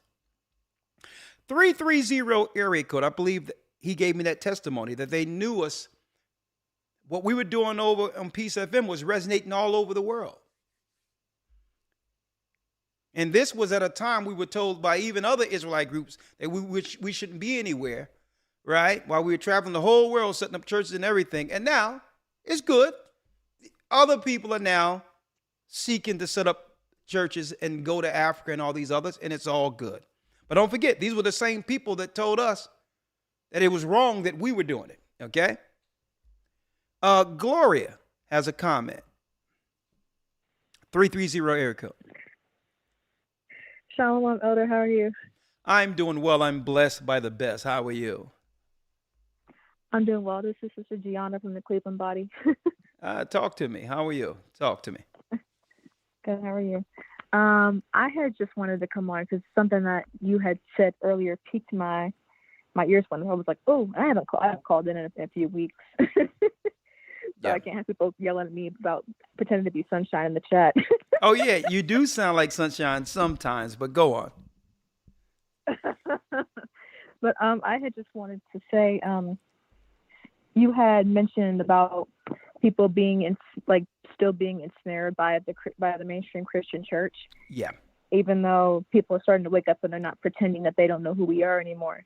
And I had just been thinking about how I've been actually seeing more people going into the Christian church, like, I don't know if it's because they're looking for what we have in our church, but I've just been seeing a lot more people going back to their churches, or to looking for a church home.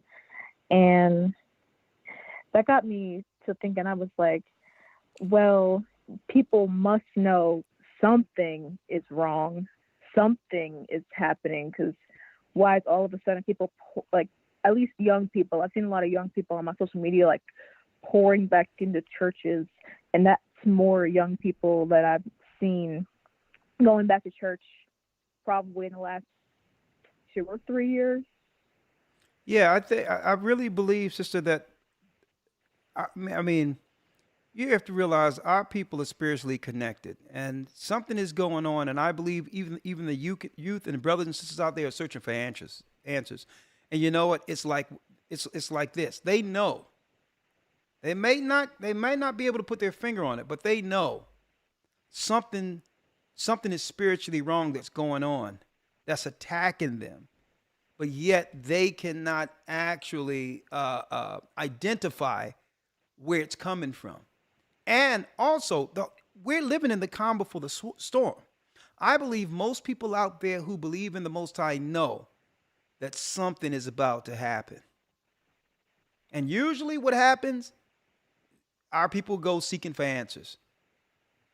Okay, and yeah, and I say, you know, that's a good thing. Not that I agree with everything these churches are talking about, but that's a step. And if it wasn't for that step, I don't know if I would be here teaching the word, understanding I'm an Israelite. All in all, if Christ is sending you into that church and they're giving you that Bible, that's your map. It's what you do with it and get navigated through it with that book that leads us to where we are now. So even though we have a problem with the false theology within the Christian church, we cannot deny the majority of us found Christ right there. When I say find Christ, it was deeper than the building itself. We went there searching for something, and at that time, what we needed was there. It was Christ guiding us from that point to this point. And I'm going to tell you, it says, the Christian church, I believe, after the so-called pandemic or during the pandemic, I believe that was the first steps in the destruction of the black church. It was over. The first step was that was the second step. The first step was the mega churches who took out the financially affluent and educated within our community and took them out as what? These would have been what? The role models for the generations within the community churches. So they took those out first. That was the first foot to drop on the black church. And the second one was when the virus hit. Not too many people who are churchgoers, sister, I'm going to tell you this right now, lived through that. Right? For whatever reason. And now, in order for these churches to actually thrive now, they're going to have to go with any government initiatives placed before them in order to keep the doors open. So a lot of these churches are going to be used for refuge for the asylum seekers and all these others we've been talking about. These churches will become bases, a quasi-military base utilized by clandestine governments within our communities. That's what they'll become. But for the people who are in the churches right now seeking some level of truth, I believe a lot of those brothers and sisters will be guided to where we are right now. They're taking their first step, and eventually when they find out we're Israel, it'll all make sense, and the Most High gathers the elect to the elect. You have the last word. I hear you, Elder, because that was something that really intrigued me when I was seeing it. Yeah. And then now you shedding light on it, that made it a lot easier to understand. Because I was like, dang, like what is going on? Because it really makes you think about the times that we're in, that people who were not really into going to church like that have that spiritual, like that like that, like, I don't want to say sixth sense, but like that feeling that they need to go home, that they need to go back. Yeah, I understand. And then they eventually, and if it be the Most High's will, that eventually they find that home with us. Oh yeah. And really get that true understanding and are able to be baptized and be alongside us and endure to be saved at the end of all this. Sister, listen. I think it would be seriously shocking if brothers and sisters understood the number of people who are coming into this truth, not just our people, all people, Gentiles and all that, on a regular basis through the works of this church. Okay, I'm gonna tell you, it's something different. It's amazing to witness. Oh yeah, it's amazing to still be here to be able to see it all. And I'm humbled to be a part of it. Thank you, sister. Hey, keep that spirit up. Keep that humble spirit up. That humility. It's going to take you a long way. Bless you. Yes, sir. Yes, sir. Shalom. All right. Shalom. Cora 357. Oh yeah. Gaja, Elder Gaja was in he was in Canada. I wonder if he's still in Canada. If you're still in Canada, Gaja, you can call in. My Skype is up. You can call in, Gaja. Cora, how are you? Okay, Shalom. Give me your question first, Cora. Then your comment. What is your question? Okay, well, they're kind of both together. Okay, go on. The fact is that you mentioned that what they're planning is by bringing in the foreign military is planning for us to riot, and then they have the military to come on us. And then my thing is, should we not, thwart that plan and just ease up on out of here? Cora, it seems, I don't know if you noticed, and it's okay, you can do it again with the next call. Do you notice that you ask the same question every week? Yeah. Well, no, not every week, but I mean, I know you told us not to go into Africa, that right now is everything, but maybe some other foreign country. I was just thinking maybe we should sister, ease out of here and leave them to their devices. Sister, what they're doing here in America was done in every other country, the majority of every other country first. I see. So the best advice I have for brothers and sisters is to link in with the body. When it's time. Okay. Well, I'm already. Oh yeah. Listen, and don't forget, sister, and I'm going to say it again. Christ even said, when you're persecuted in one city, flee into the next city. Now, we're not going into some place blindly. The majority of the places, the majority of the places our people were able to flee to before 70 AD, before they locked Jerusalem down, were the places the disciples established churches. Okay. Places that were already ground was broken, where you're not operating blindly trying to link into some people. And I'm telling you, sister, I keep telling you, because there's a lot of grifters out there, a lot of people who's using the flea con that's out there. Okay? Their whole ministry is so that you can help keep them afloat, with them scaring you concerning fleeing to a certain place. Okay, we've already established churches all over the place. And when you're persecuted, there's places where we've established churches. And when the persecution come there, they're going to have to leave where they are and go someplace else. So what I would suggest for you, just to be careful not to go before the shepherds. The Bible says, I will send you out as he-goats before the flock. You go out to these places and you link in with these people and they will rob you. You got people online and all they're talking about, Ahia, the name of Yeshua, Babylon, come to where I am, and I got the holy mountain, and you got these people sitting there for 5 minutes with a video on. They'll walk down the street trying to find out where they're gonna get some money from and find a guy with a goat, and they'll put the video on saying, "Look, we got goats." That's what's going on there. Okay. Just stay linked in with the elders and be directed. Get your house in order. That's all you have to worry about, getting your house in order. Okay. That's you got a lot of grip. I'm gonna tell you, and I said it before.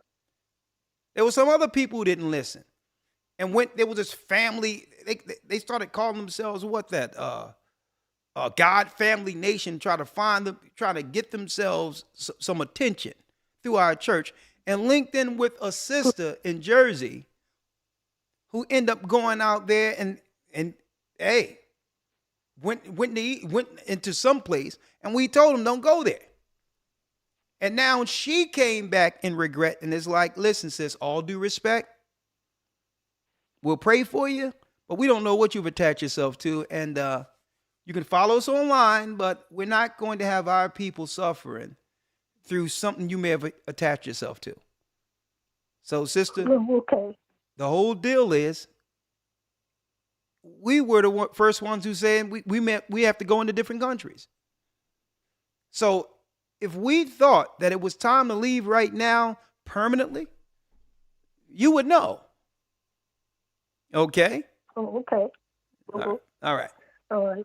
Now, do you have any churches in any Spanish or French-speaking countries right now, like Mexico or Spain? Yes, we do. France?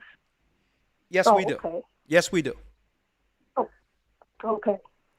So if you're looking you. if you're looking to live someplace else, whatever the case is, and you're already baptized into the church, you can let us know or let the bishop know that you're under, and that connection can be made. So at least if you go into another country, you'll be welcomed by a church member. Okay? Okay, good. There you go. All right, the All wild. right. All right, shalom. 816 area code. Shalom, shalom, elder. Shalom, your name and location. Sister Tamar, Kansas City, Missouri. How are you? Blessed by the best, and the name is the highest. Oh, yeah, oh, yeah. Talk to us, sister.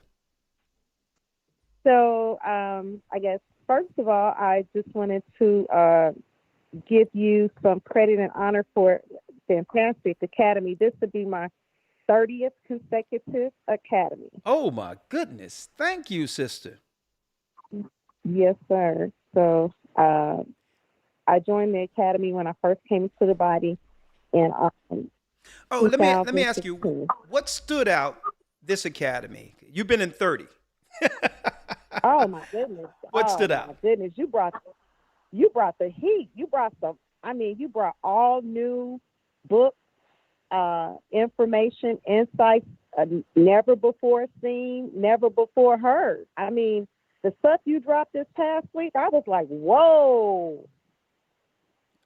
Oh, you're talking about the British monarchy, the fact that they know the true bloodline of Christ through Moses, through Joseph and Mary and all that, link it directly to the British throne.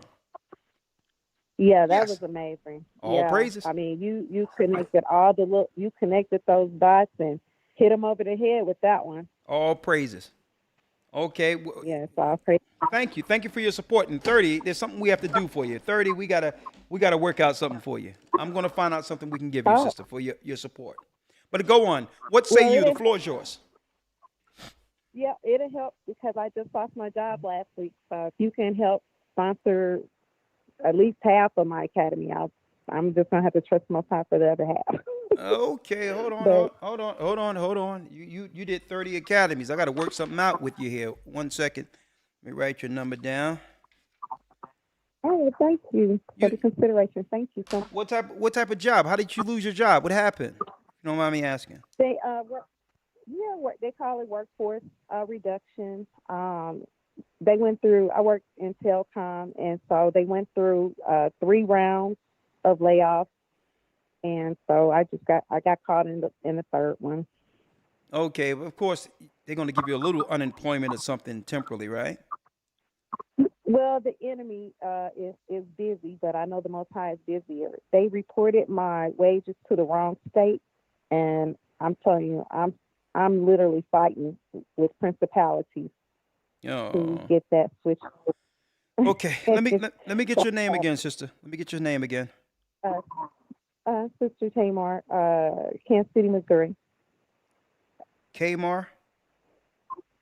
Yeah, that's just my Hebrew name. Okay, that's fine. Sister Tammy. Yeah. All right. So this is what I'm going to do. I'm going to make sure I get your number to the administration to make sure you don't miss this academy, okay? I'm going to look out for you. So, All right? thank you so much. I really appreciate it. You're Yes, welcome. sir. All right, thank you. So I wanted to just bring to your awareness while we were in the academy, I get different YouTube announcements, and I noticed I just saw an announcement on the channel that I watch called Redacted. They do kind of news and current events. Yeah. He's an Edomite, but he does real good, commentary. Anyway, he said that the House just passed a law where I guess they're considering where if you are anti-Zionist, that is considered anti-Semitism now. So See, I but find it yeah. how. Well, I'm listening. No, I was just saying it's funny how every race and ethnicity has protections under this so-called law. When are they going to have an anti-Israelite or anti-African American bill? Yeah, we're still waiting for the anti-black hate crime bill, where you cannot not only can you not say anything offensive against us, but you cannot promote through your media anything negative when it comes to how you portray us. Okay, so I mean, what is this? Everyone else gets an opportunity to be protected outside of the people who've suffered the most, right? That seems like how they're trying to set it up. Yeah. They're not trying; they're doing it. They doing it. See, but I still say, you know what I mean? Instead of me, I don't have to talk about anybody direct.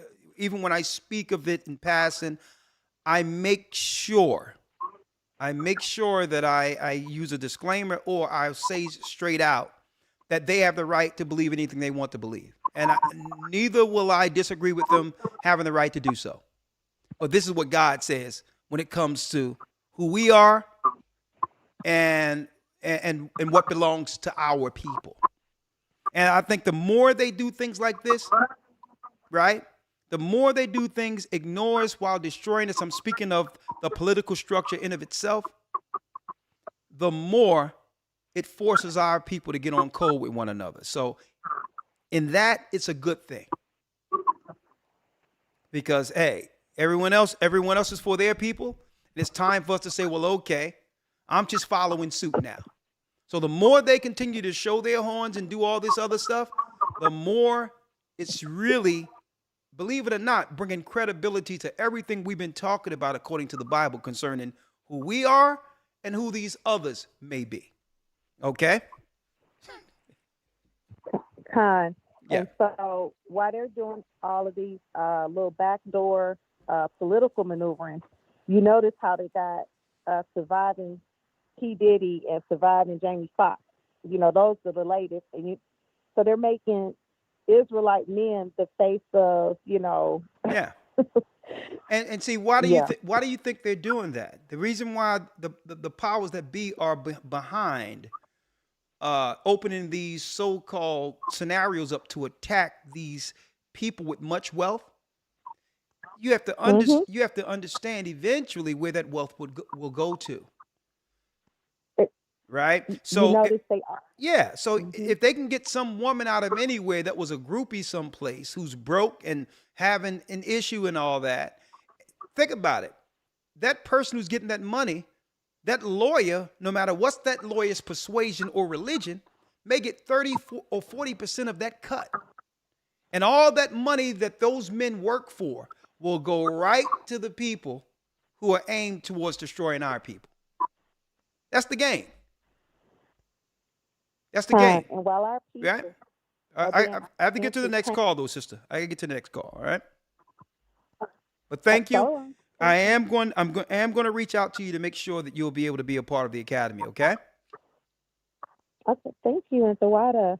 Thank you, sister. Thank you. Baraka. All right. Ayenda Bar. Baraka. Yeah. So you have to realize what the game is. Well, let's open up a statute of limitation. Let's just let's make a I'm an Edomite, not say so law, to where we can just open up. Let's go back to 1983.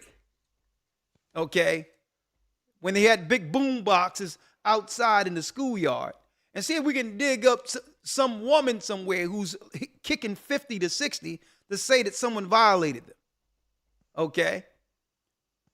And the lawyer put it all together and say, well, okay, don't worry about it. We'll get you what? We'll get you a few million, but don't forget our cut. It's deep how we sit here and allow them to make our men that has upward financial mobility the face of grape in SA, sexually assaulting. That's deep. I'm going to tell you. And I'm going to tell you, and listen, I'm looking at it to see how, let me tell you, last year, I was driving in the car with Shapat, Elder Shapat, and I seen all these P. Diddy hit pieces that were just coming out. Could he be connected to, this guy is saying this, and this girl is saying this, and could he be connected to the death of Tupac? And I looked right at Shapat, and I said, you know what? They coming after him. Everything was a question mark in all this. Just putting out speculation and innuendos. Remember that lawyer? Yep. And I said, you know what? They coming after him. But they got to sear that in the consciousness of the people first. Right? And it's not that I agree or disagree with whatever he was doing in the business, but I need you to see the clear difference between our people and their people. I look at what Jaguar Wright is saying right now. She from Philadelphia. Okay, I know some producers who work with her. And it doesn't matter whether or not she's correct or incorrect. Check out how they allowed her to just go out and just blabber all over the place concerning her scenarios with P. Diddy and others. Okay? I'm not going to say she's right or wrong. I need someone to give me a Chinese example of a Chinese woman doing that to their people. Or a Jewish woman doing that to their people publicly, regularly. Okay? Because what do you think P. Diddy learned all this from? You think he weren't amongst other ethnicities who does this on a regular? But where's their woman coming out, co-signing the negative that happens amongst their people? But you know why? You know why they allow it? Because they know demonization comes before destruction. And they need one of our people to co-sign. And this is what they do. Like puppets in the back of our people, through proxy, destroy us through our own people. Okay? So listen, I know what goes on in the business and all that. So I'm not saying everything that they're saying isn't true. But man, you can go behind closed doors amongst any of these ethnicity that's dealing with in the business who are doing what he did and worse right now. And I think that's the disingenuous part. The disingenuous part is to make it seem like all of this began with and ends with P. Diddy. Exactly. As if he's the architect. Oh, you think the record companies didn't know that if what they said is true and what Cassie reported? You think they didn't know about what happens when artists come for their royalties and a so-called producer You think they didn't know a producer is threatening and blowing up stuff and hanging people over balconies? You think the record companies know nothing at all about any of this? Mm-hmm. Right. When all of these people with that status, you cannot operate with all that money and status without handlers who are around at all times. Okay. And if they can do all these things, without any recourse, they'll begin to believe they're above the law because they're handlers. Anything they do, their handlers is cleaning it up or spinning it for the sake of their own financial gain.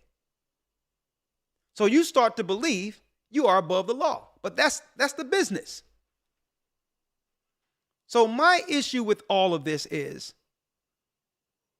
it's not apples and apples. It's apples and oranges. What applies for us doesn't apply for anyone else. And at any time they want to take one of our people down, whether it's right or wrong, they'll always find someone amongst our people to help. And that's the disheartening part of this. Because why? Regardless of what P. Diddy did, everything he worked for belongs to his children. See? And what they're not going to tell you in all of this is how much money they're going to do to destroy his name and legacy so P. Diddy's children have nothing. How is it a lawyer who came out of nowhere, who had nothing to do with the blood, sweat, and tears that happened when Puff Daddy did whatever he did to make that record company, come out of nowhere at the end of P. Diddy's career in life and take 30 to 40% of his money and had nothing to do with P. Diddy? To only have his children be raised off of what that black man earned. I need y'all to think about that for a second.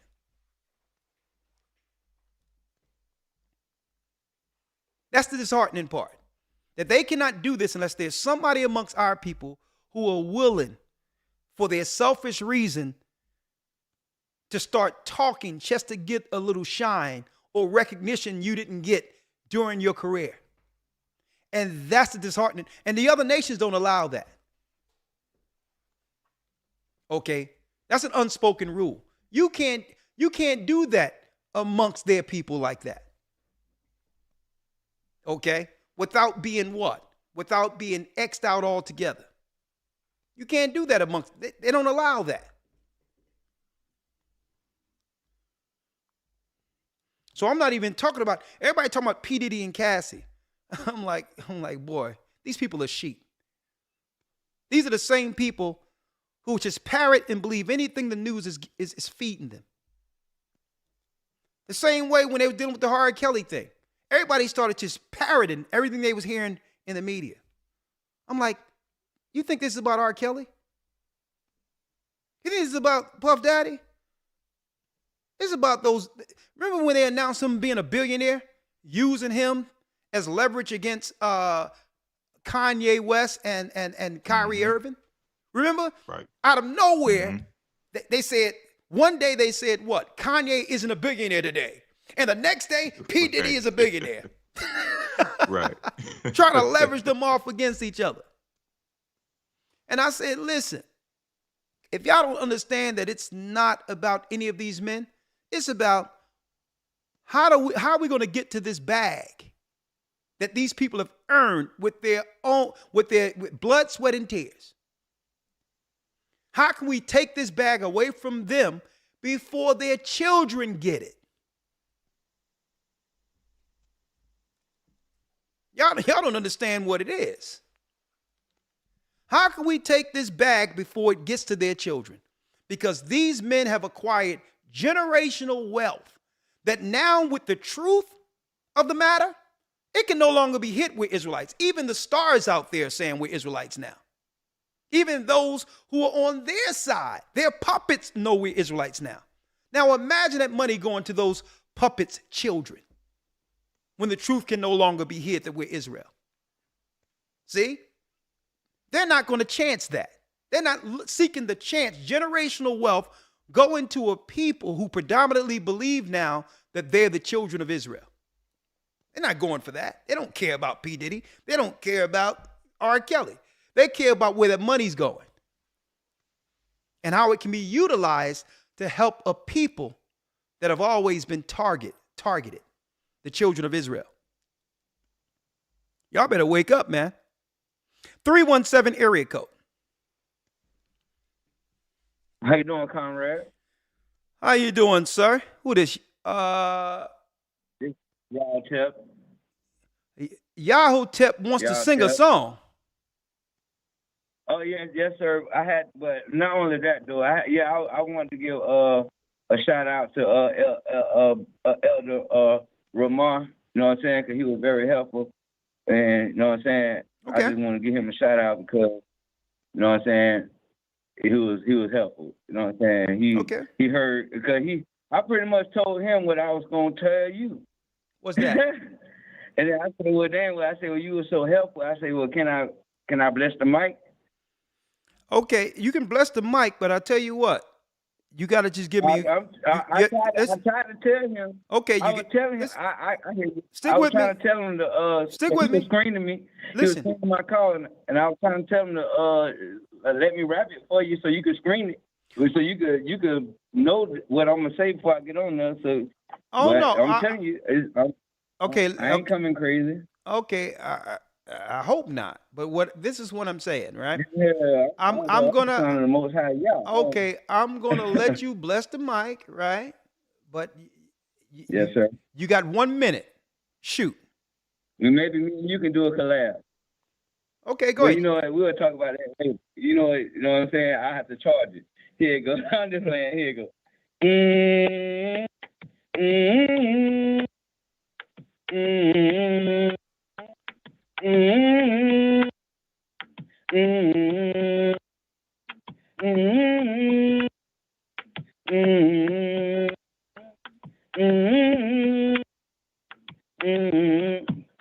Thought I'd let you know that they won't let you go. Pursue the truth in me, and I can set you free. Thought I'd let you know they don't possess your soul, your freedom, what you seek, and I possess the key. Thought I'd let you know that they won't let you go. Pursue the truth in me, and I can set you free.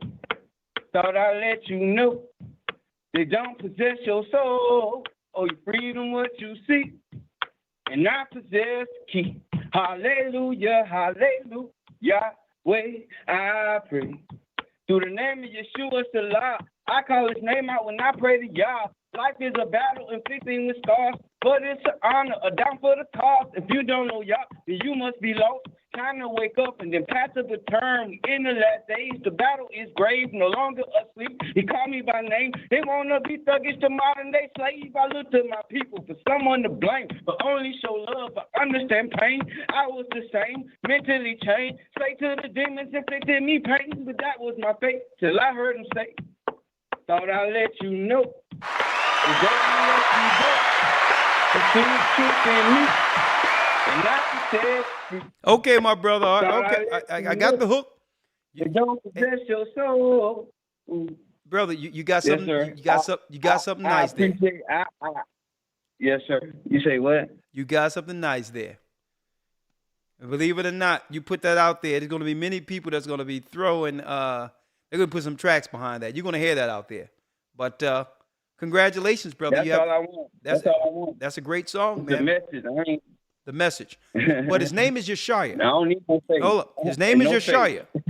His name is Yeshaya. Yes, okay? Sir. Just fix that and we in there. Yeshaya. My blessing. Bless you. Yes, sir. Boy, the children of Israel have time. They have talent, don't they? Yeah, nothing but love. Mm-hmm. Next call. That brother got talent. I mean, because he was, I don't know he's using an ink pen or what. He was bringing that groove to it. I'm going to tell you. I see brothers, boy, what brothers can do with a bucket. It's just impossible. Yeah, we don't need drums. All right. 510 area code. Kendall has a question. Hi, Elder. How are you, Kendall? Good evening. I'm well. It's so good to speak with you. I actually have two things I wanted to ask you. The first thing is I was baptized over a year ago, but it wasn't in the same body as you all. Okay. And my mother, she was baptized with you all, and she's telling me like, you got to get right because you have to be baptized under the right thing. And so I want to make sure that I'm baptized correctly because I want to be covered under Yeshua, not under the false doctrine that I had grew up under. Okay. And even though I have an understanding of what you guys are speaking about, and I'm following you now, I want to make sure that I'm baptized and that it's going to be honorable so that I'm not pushed away or turned away. Well, sister, I'm sure when you was baptized in the name of Christ, you had the full intent or the understanding of your forgiveness of sins. What you're saying is, were you under another group that were following Yeshua or something? Well, I got baptized under the name of Jesus Christ. It wasn't under the name of the Son and the Father and the Holy Ghost or anything like that. It was just I was baptized under Jesus Christ. Oh, in a Christian church. You want to get that? Yes. And you want to get baptized in the ancient holy name of Christ, Yeshua. Okay, we can help you with that. Where are you? Yes, Elder. Where are you? Okay. Well, I live in Georgia right now. Okay, that's no But problem. I'm from California, so I can fly to California if I have to. Oh, no. What part of Georgia?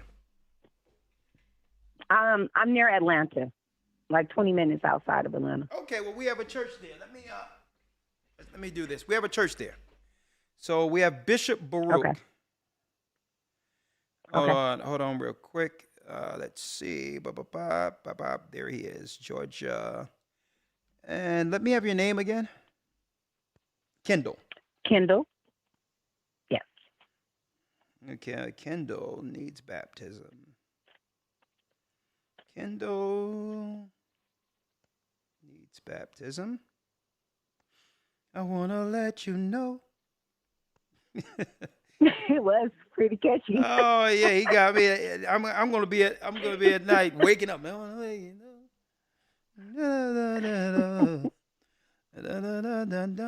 And while you're checking that, I have another quick question for you. Yeah, Just go 2 on. seconds.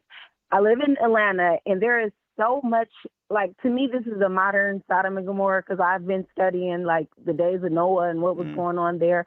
And I'm a single mother of 2, and I just don't feel like this is the place. My spirit doesn't mesh well here with a lot of the doctrine and all of the things that they're pushing in this state. Okay.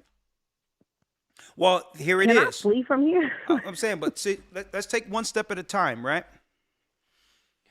Okay. I believe that when you get with the church, the direction on what you would need for your family would become absolutely clear, right? Okay. So, listen, yes, Sodom, they didn't give Sodom and Gomorrah, they didn't give the Sodomites the proverbial will. They're running this thing all the way into hell. So there's nowhere you're going to go to escape the spirit of Sodom that's operating over the earth. Okay, they've come from behind the shadows. But all in all, you get your soul together and spirit together amongst the body there, and the clear path for your particular calling in the ministry. See, that's where it starts. And then you'll realize this is what the Most High need me to do. All right. So let's not put the car before the horse. None of us, we're all strangers in this wilderness who seek Zion. So don't operate anxious or operate strictly off of fear or anxiety. Okay. Only operate within the parameters you can control and have peace there. Okay. Okay. That's the point. I received that. All right. So, okay. Nah. It tell you in the book, it tell you in the prophets that it can be as if you fleed from a bear, or a lion and run into a bear. Right?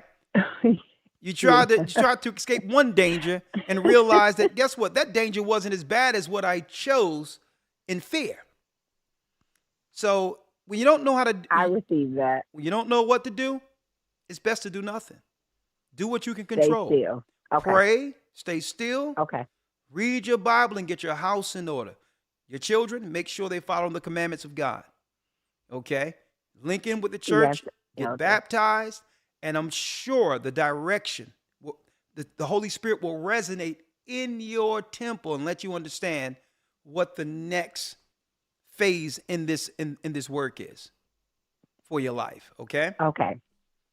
All right. Yes. Thank you so much. Thank you and welcome. You be Welcome. blessed and stay highly favored. Thank you. Welcome to the truth, Okay, sister. bye. Bless you. All right. Thank you. Bye. Bless you. I muted myself. What's up with that? Unmuted. All right. Hello? Who we have here? Judah John. Hi, Judah. Yes, sir. Yes, sir. That's Sir Judah John from New Jersey. Shalom, my elder. Shalom, my brother. How Bless are and you? love. I am blessed by the best. Amen. Great. Just a quick comment, just for I'm from Jersey. You're supposed to be coming down to Jersey to see our new facility. Absolutely. We got a new facility. Praise the Most High. I'll be coming soon. I will be. Yes, sir. Yes, sir. Just a quick comment. On the subject of the international things that are going on. The of course, this Palestine, Israel thing, whatever. But my thing is, we don't have no dog in that fight. Let us focus on the Most High, get ourselves right, because things are coming down pipe now. They're coming down the pipe. I agree. And prophecies being fulfilled. I mean, it's right in our face. And so my thing is just like, you know what?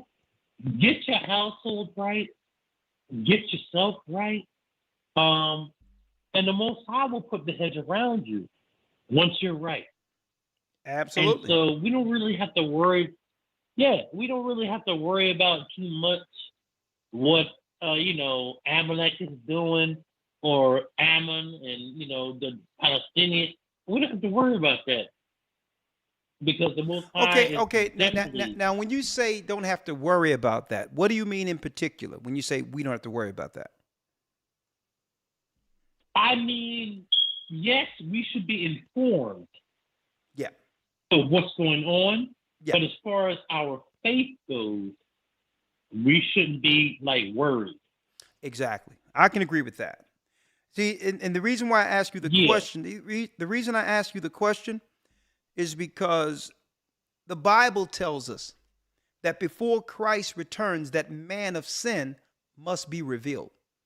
And for years, we were taught by the enemy that man of sin is some boogeyman called the Antichrist that will never come into existence.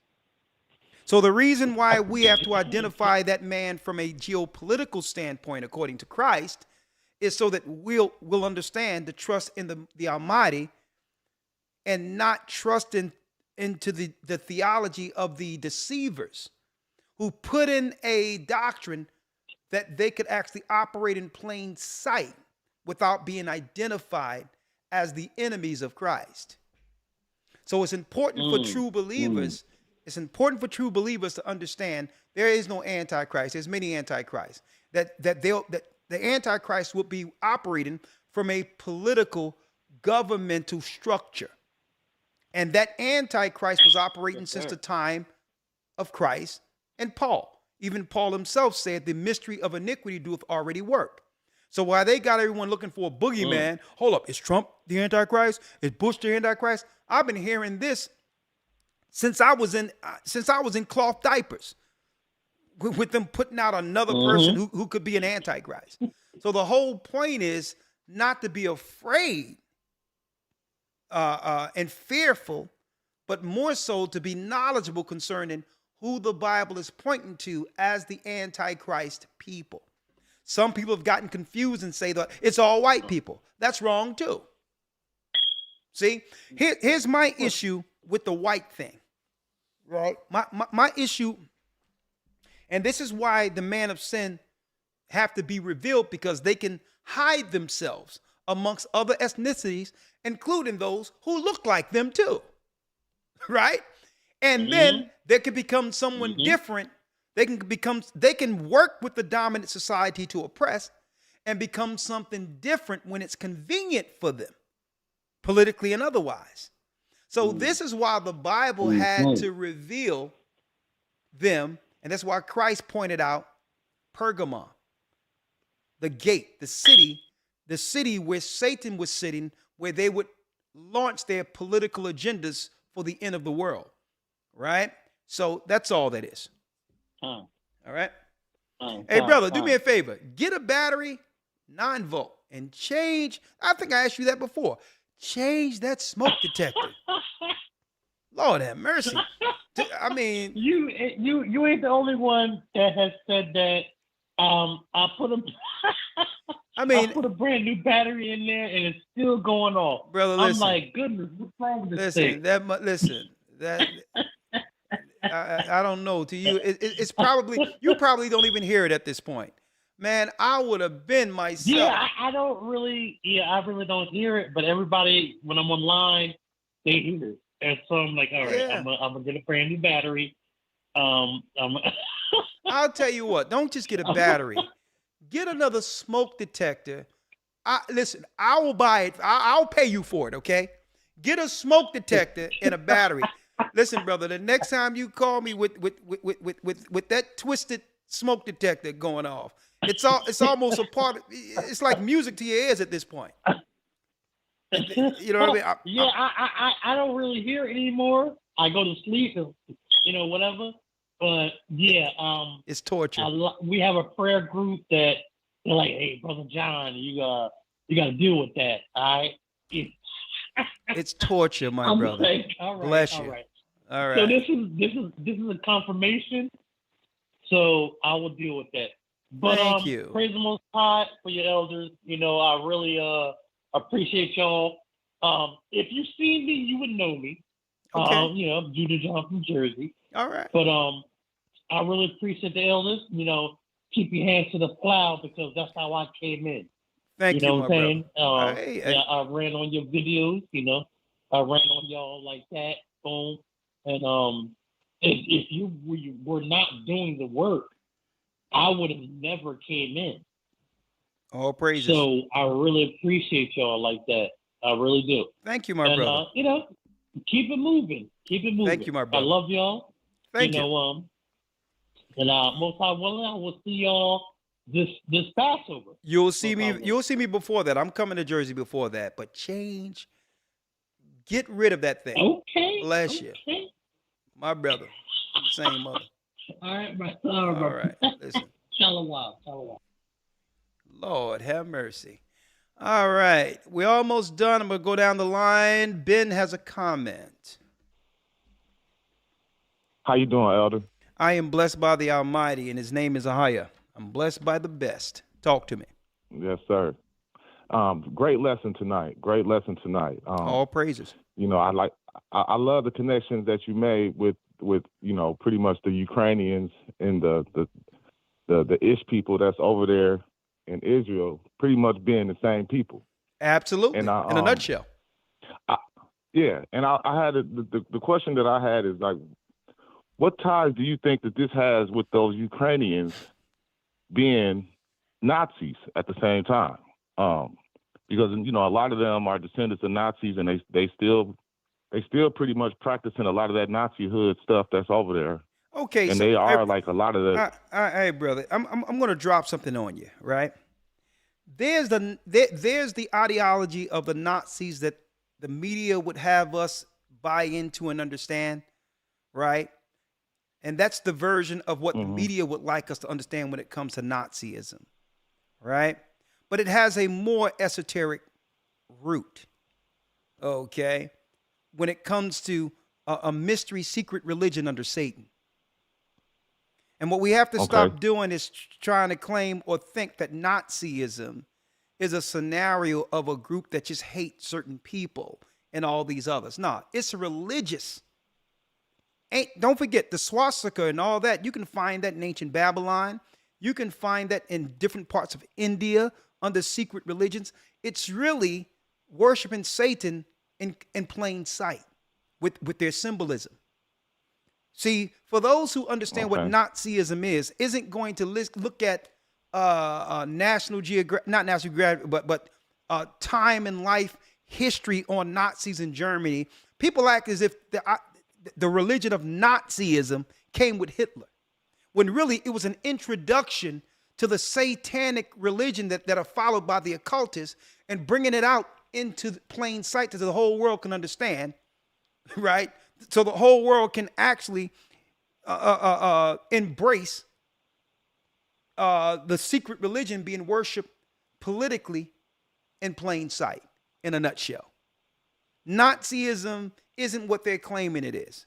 It's really part of a secret religion that those on either side of it agree and worship together behind closed doors. It's a satanic ideology. Yeah, Okay. I understand that too. And that's really, I mean, with the connection that you were making with them being the same people, yeah, and them embracing this so much, and another thing I wanted to ask you about is, I know you've probably been seeing it on social media and all that about all these, these ish celebrities that's so angry about us not so-called supporting them enough or to their liking. Okay, in a nutshell, you're talking about, and I had something to say on that the other week about Michael Rappaport, this actor, all right, is coming out saying that they're not going to forget that black people isn't supporting the war between them and Palestine and all that, as if he has some beef, some axe to grind with our people who are suffering over here. I can just use that for an example. Like, it doesn't matter, even when we do nothing at all and aren't bothering anyone, it's an issue. And I need people to understand this. He's angry because we don't take a side with his side in a war that has nothing to do with our people. And that lets you know. And it's almost this is what I wanted to point out on that. Just him in particular. Okay? Just him in particular. Why continually draw us in to something we have nothing to do with and make it seem like we hate your people for not doing anything? That doesn't even make sense. So the whole deal is this. If you feel a need and feel so passionate about what's going on over there, don't try to take it out on us. Get suited up and go join the army over there and fight the war for your people. What that has to do with us? If you're so passionate about that, what are you arguing with us, arguing with our people over here about? If you're passionate, I'm sure you can go to Israel, throw on some fatigues, and go fight if you're that passionate for the cause of your people. See, but what it is you have to understand it's the moral ground that comes with us being the children of Israel. Usually, you have to have a moral footing before an offense against another place. And right now, they don't have the moral backing in the earth, him in particular. And they need us to have our cause attached to what he's concerned about. That's what I was getting to. It's like they feel like they need our approval to be morally correct, or to feel to feel good about it, or give us, like, we need to give them the A-OK to pretty much steal our land, and that's really well, it comes down to quid pro quo, right? If anything, politically, they have taught us that, what you do for me, I'll do for you. Right? So you can support us right here to let us know, and that gives us what? That gives us the drive to support what you have someplace else and what's going on with you. So if you support me in the cause of what's going on with our people, which is what? Reparations across the board for our people who've suffered and built America, right? Because, of course, you can agree with that with all the money that Ukraine and Israel have gotten since 1948, even Holocaust survivors, or whatever the case is. So you can agree with financial restitution when your people have suffered politically under the oppression of another people. So since we can relate there, give us what you've received and you'll have an ally.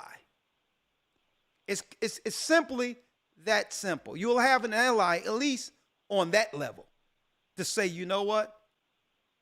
Y'all truly care about the cause of the lost tribe of Israel in America. And through that, we can discuss how now our people can be in a position now to support you. But our people are struggling and suffering. We're not in a position to think about supporting anyone while we're struggling.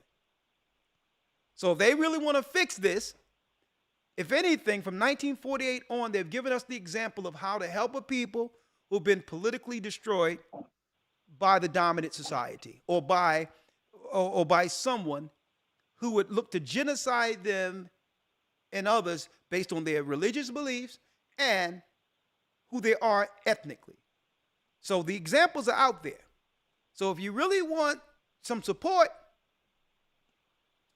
give us what you received from others. Give us support. Yeah, give us the same support you received when people came after you, and then you'll have our people who are in a position now, not suffering, not trying to find out whether or not they can pay their bills. Now we're in a position to look at whether or not we should help other people. Right? That sounds fair. Yeah. Sound fair to me. Well, I just wanted to say, great lesson though. Stay encouraged, brother. I've been with the church, or following the church. I'm not with the church, but I've been following the church for over 10 years, and I live in Milwaukee, Wisconsin. So, yeah, I wish it was a church here, but keep doing the work. I'm a Patreon member. I haven't been able to get into the academy. I'm a truck driver, so I'm kind of busy on them days, and I can't really follow on the computer. But again, even if you are a truck driver or whatever the case is, you have access to the lessons 24 hours a day. So that day, just because you're not present in that class doesn't mean you're missing some serious information. You can still look at it, at your own convenience. Right? Yeah. Okay. All right. Well, yeah, I'll try to get into that sooner or later, as soon as my money get right. Right now, I'm a little struggling. This is my slow season, but I definitely will be getting in there soon. Well, thanks, brother. Well, let me put down your number. The work you guys do. Okay, let me put down your number. All right. Ben, right? Yep. I've called before, back on the Peace FM days, like maybe 7-8 years ago. Oh my goodness. Oh, brother, I'm gonna write you down and see what we can do, because I don't believe anybody should be missing the academies and what we got coming up here, because the Most High, I'm gonna tell you, the Most High is opening up all types of understanding right now. I don't think anyone should be on the outside of what's being dropped right now, as far as in a class setting, right? Okay, Ben, we're gonna reach out and see what we can do to help, right? All right, thank you, Elder. Appreciate it, my brother. All right. Yeah. So how are you gonna come off and go on Instagram mad at what our people aren't doing? I'm like, boy. The gall of some of these people. It is, we're suffering. You see our communities is in tatters, totally destroyed. And mad because we're not supporting something that have nothing to do with our people. G has a comment.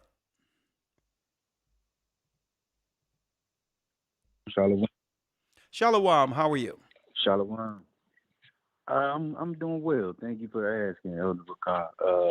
My name is G. I'm calling out of the DMV area, the DC, Maryland, Virginia area. Yep. And I had a question. And a comment. My first question was, my only question was, is there a Gathering of Christ Church here in the DMV area? Yeah, it is.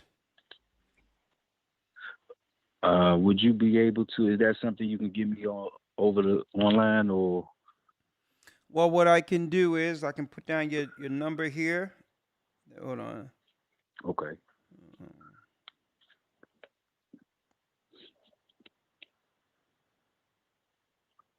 I want to shout out that brother too with that song, man. That song is still in my spirit too. Oh yeah, I he thought brought I'd it. let you know. Yes, Yeah, indeed. it's gonna I be a write hit. music, so I felt that. Okay. Okay. But so my comment was it's just like a whole lot of weird stuff going on, and sometimes I could feel like I'm the only one seeing it. You know what I'm saying? And then sometimes I don't want to say too much because you say something to the wrong person, and you don't know if you could trust them and all type of stuff like that. But I heard one of the sisters a couple days ago. I was listening, and one of the sisters was saying she hear this like bell or like this bong type thing, you know, and like every few days it's like I hear like a boo outside, you know, and I'm like, what is that, you know? And helicopters. I live close to Andrews Air Force Base, but I have never seen. It's like helicopters and planes is constantly patrolling. Like right now, I'm looking out my window right now, and helicopters. You know, I Well, if don't I know what they looking for, well what if they well if I expecting, or well if I was you, I would probably make sure you take your phone and just make sure you just documenting some of this. yeah, yeah. Document it. Therefore, if we need some insight of what's going on, we'll have some proof, especially if something is looking entirely different than what we're used to seeing, right? So make sure you document these and send some of that to us. I will.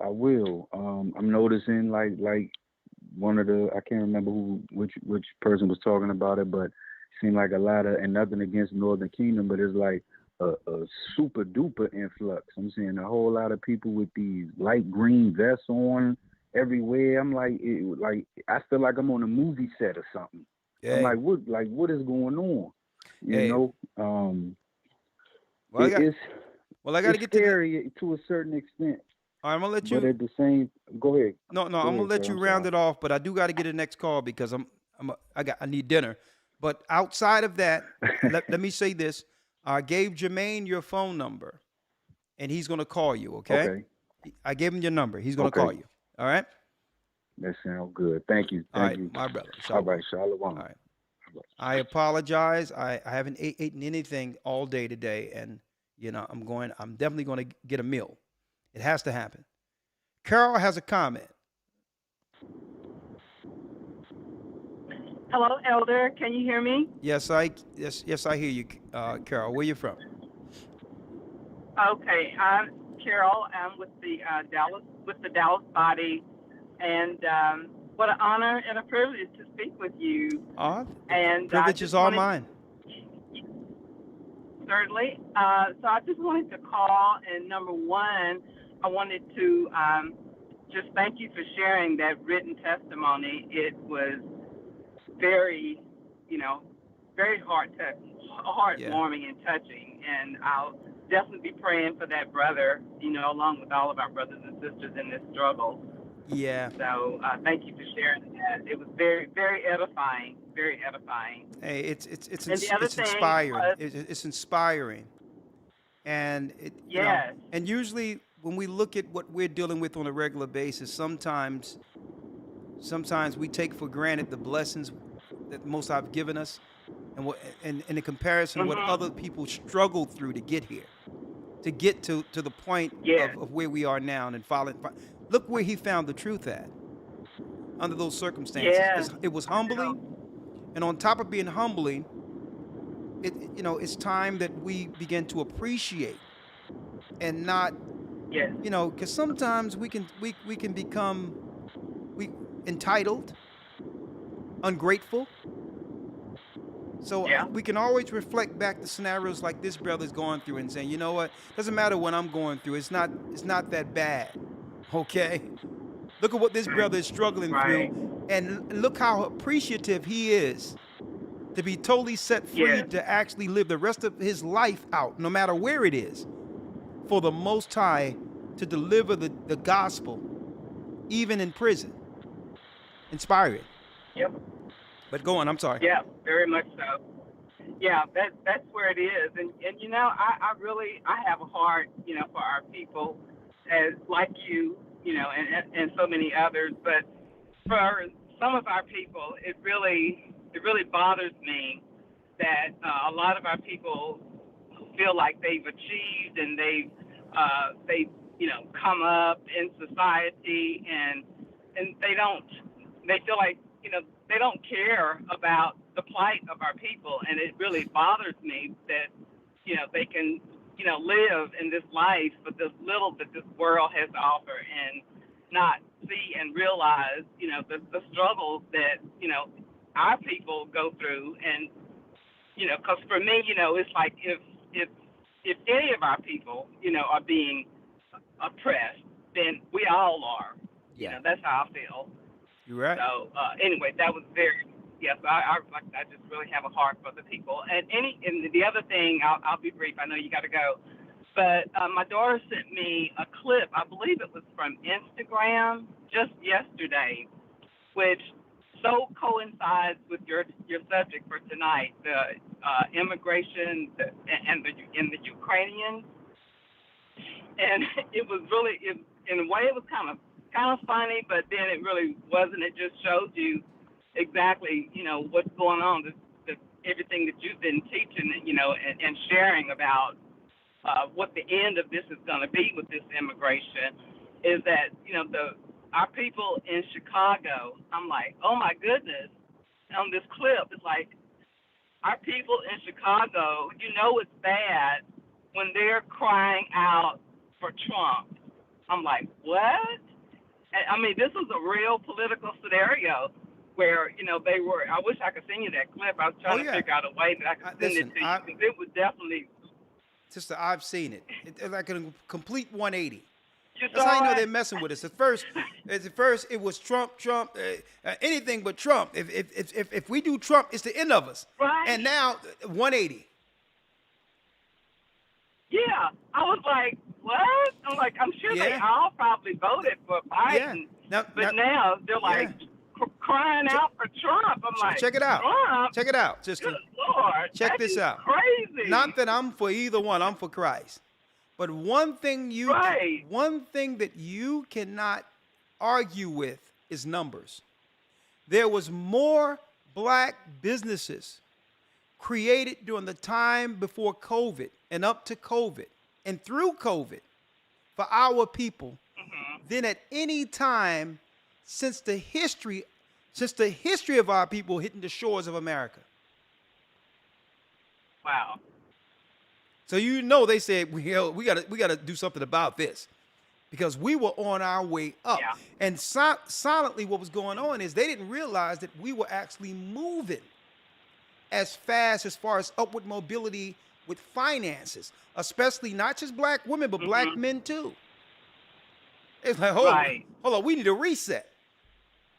So when they put Biden in place, it seemed like everything that was put in place, every legislation was meant to knock us backward from any progression we made up until that point. It seems as if that's what was going on in hindsight.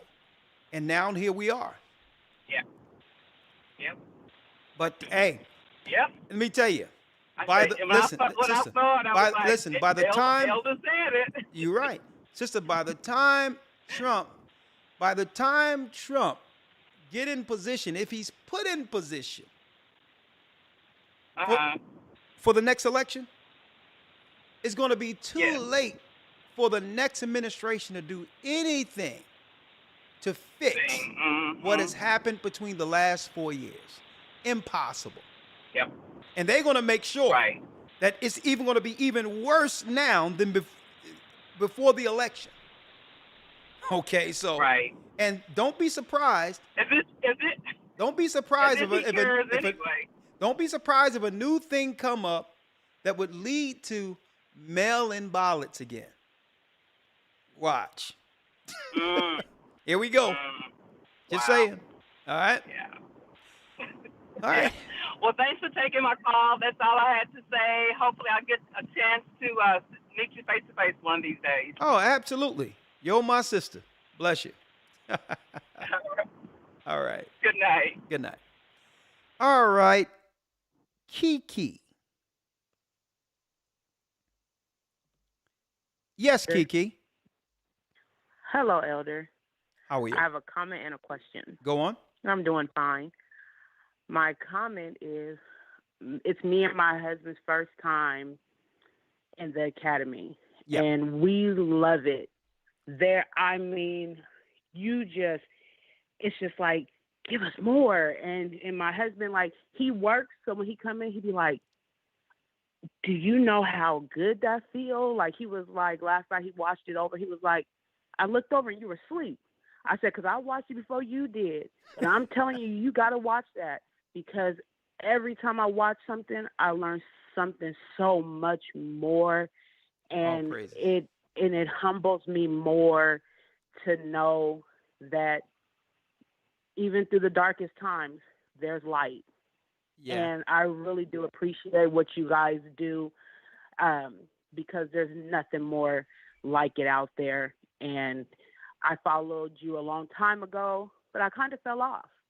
And I went to somebody else, and I woke up one morning and I said, no, I got to go back to GLCC. That's where I need to be. And so ever since then, I have not swayed, and I have my whole family, even down to my baby. He listens to it, and I know that this is where I need to be, and I really do thank you guys for it. All praises to the Most High. Yes, and then I wanted to ask, I had message about getting baptized and getting into the church, but I haven't heard anything back. Okay, what city you're in? Washington State. Oh, okay, we can do that. Let's see. Hold on. I made a mistake here. Hold on. Quincy, I hit you by mistake. Washington State, that would be Elder Yarack. I know he's over here somewhere monitoring things. Elder Yarack. All right. Your name is Kiki. All right. Washington State.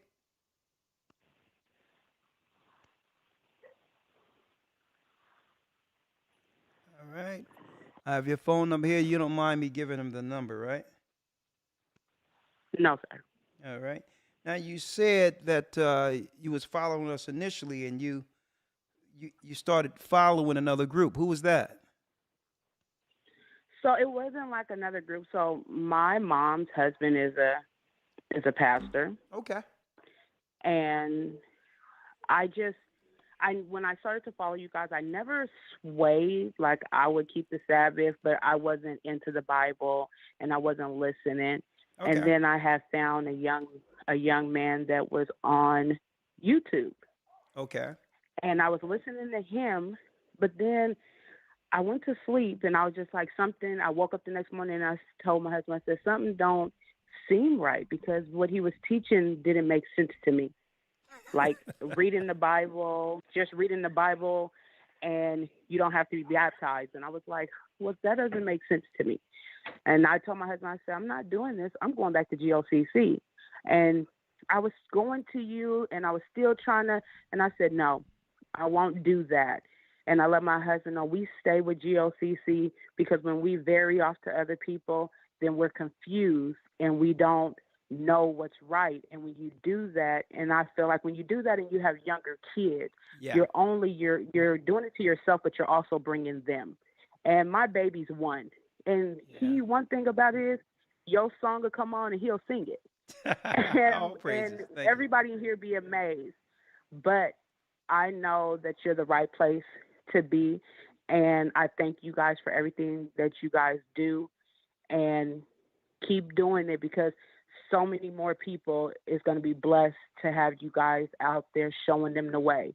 All praises. Thank you, sister. And welcome to the body. I gave Yarack your number, and he will be reaching out, okay? All right. Have a wonderful night. Thank you. Shalom. Shalom. I mean, what's an antichrist? I'm like, who in their right mind would tell others not to do and suggest they shouldn't do what Christ did? before the Most High sent him on his ministry. Oh no, you don't. Only the devil could speak to a person and say, "Oh no, don't. You're not supposed to do that." Oh no, that's not a necessity. No, you don't need to do that. And see, and this is why when the Pharisees came to Christ and started and started trying to interrogate him based on who he was and what his ministry was about, Christ responded back with, "I'll answer your question. I'll tell you who I am if you can answer this question. The baptism of John." That's in Mark, the 4th chapter, I think. The baptism of John, was that of man or was it from heaven? Because they didn't believe in the baptism. John was paving the way for Christ. And Christ confirmed that baptism, that it was right, by actually being baptized by John himself to show this is the only way into my kingdom. Okay? The new washings of the priest starts with this. And they sat there and looked and scratched their head like, hold up, if we say that it was from heaven, then he's going to respond back and say, well, why didn't you do it? Why didn't you follow John then? If you know it's from the same God you claim to serve. And if it's from man, they were afraid because John was recognized as a prophet, that the people would fall on them and not listen to them at all if they try to disrespect the reputation of John the servant. So they just went quiet and walked away. So that tells you in of itself the importance of the baptism. If Christ posed it as a question to those who denied it, is it from heaven or is it from man? That's the answer that question. And when you come to a conclusion, you'll know what to do. Okay? How can you be out there suggesting to people that they shouldn't do what our leader said do? Are they greater than Christ? That's what an antichrist looks like. You want to know what an antichrist is? Those that'll use the Bible to try to convince you to not do what he did. Joyce, 510 area code. Hello, Elder. Hello. How you doing? How are you? I'm best. I'm blessed by the best in his name. So All praises. I was asking a question. I was baptized September 9th in Antioch by Deacon Lucas. Blessings. Welcome to the body. Yeah, but I can't. I don't drive far, so because I was trying to find something closer, I'll get my grandkids to take me out there. But my family are following because I introduced them to it. My god sister Deidre. Absolutely. And my daughter Blessings. Kendall, she just called in. My grandson got baptized. My daughter got baptized. My daughter-in-law got baptized September 9th. And my daughter called in about the baptism. Kendall did. She did earlier. Look at that. So what I would like, yeah, it's nice. You guys are just phenomenal. And I know this is the truth. So I would like to pay for all my grandkids and stuff for the academy, because I've been in it since 2021 or something like that. Oh my goodness. And if it's okay, if I pay for them and we cast it to the TV and watch it as a group, is that okay or no? Well, let's do this. If I pay for all of us to have it. Okay, well, let's do this. Hold on. Mm-hmm. All right. Let me write this down. One second. Okay.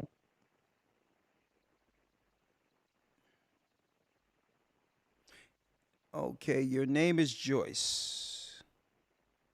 Yes. Hold on. Mm-hmm.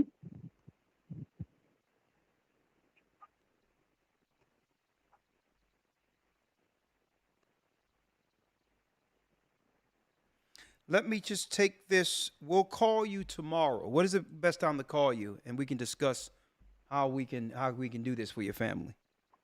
What's the best time? Okay. Um, um, morning, mid-morning time is good. Okay. Morning time. Mm-hmm. All right, we're gonna call you tomorrow and see what we can do for your family. All right. Okay. And thank you for your support in the academy, and you're doing a great work. That and I can Thank understand. you. I can understand the fervent spirit to have all your family sit down and take in the word, the excitement of it, and all. So I will give you a call. We have serious rules because there's so many people looking to, that Yeah. just break rules and mess the whole thing up for everyone. But I'm going to see what we And can I do don't for your want to do family. that. I understand. Thanks for at least reaching out and letting us know what you're, you know, what you were interested in doing as far as being a part of the academy and how you would like to do it. Somehow we can come to an equal medium. Mm-hmm. All right. So let me call you tomorrow and we'll talk about it. All right. Okay. Thank you, Elder. You're welcome. And thanks for all your support, Joyce. Bless you. Okay. Shalom. Shalom. Mhm. Good evening. Robert has a question. Shalom. Shalom, Robert. Hey, this is Robert. Yeah, your This is phone, Robert. your phone is messed up a little bit here. I got it. Shalom, brother. Shalom, sir. I'm about to break down. Yeah, I got it real quick. I Yes. followed you guys. The blessing. I'm a white, third generational Indian Cherokee. My dad's mother was 100% Cherokee. Okay. I'm a white, 62-year-old white male veteran. I followed you guys for 7 years. I give the Most High God a higher through his son Yeshaya, and your blessing, what he showed me. I've been waking up these Christians. It's amazing. Praise the Most High. My testimony is so deep. Through this church I left, and it was bad. And my wife is in that church, and I haven't been in that church like 8 years because I'm awake. Praise the Most High. I'm awake, and I'm in the Appleton, Wisconsin area, Yeah. and I don't know what kind of area you have a code close in Wisconsin. Appleton, Wisconsin. And you could be reached at this number I'm looking at here that you have here. Yes, sir. 920. Oh, no. You'll be getting crank calls from now until Christ returns. Oh, full five. All right. Okay. Let me. I'll write it down. Don't worry about it. Wisconsin. Yes, sir. Indian. All right. Yeah, if we could talk on a closed channel, you'd be amazed. No, we're gonna call you. I need to hear this testimony. And a matter of fact, let's make this a public testimony. I'll call you, and I'll probably pull you in on Zoom or something, and you can tell us what have you witnessed since witnessing with this truth. I'm sure. Well, I'm sure that would enlighten so many people. Yeah, but I'm going to speak on the phone because some of this is deep words. Within the church, somebody took his life, and I got a hold of you guys through Ahaya, and when I asked that pastor to pray with me, I wasn't sure. So you got to call me.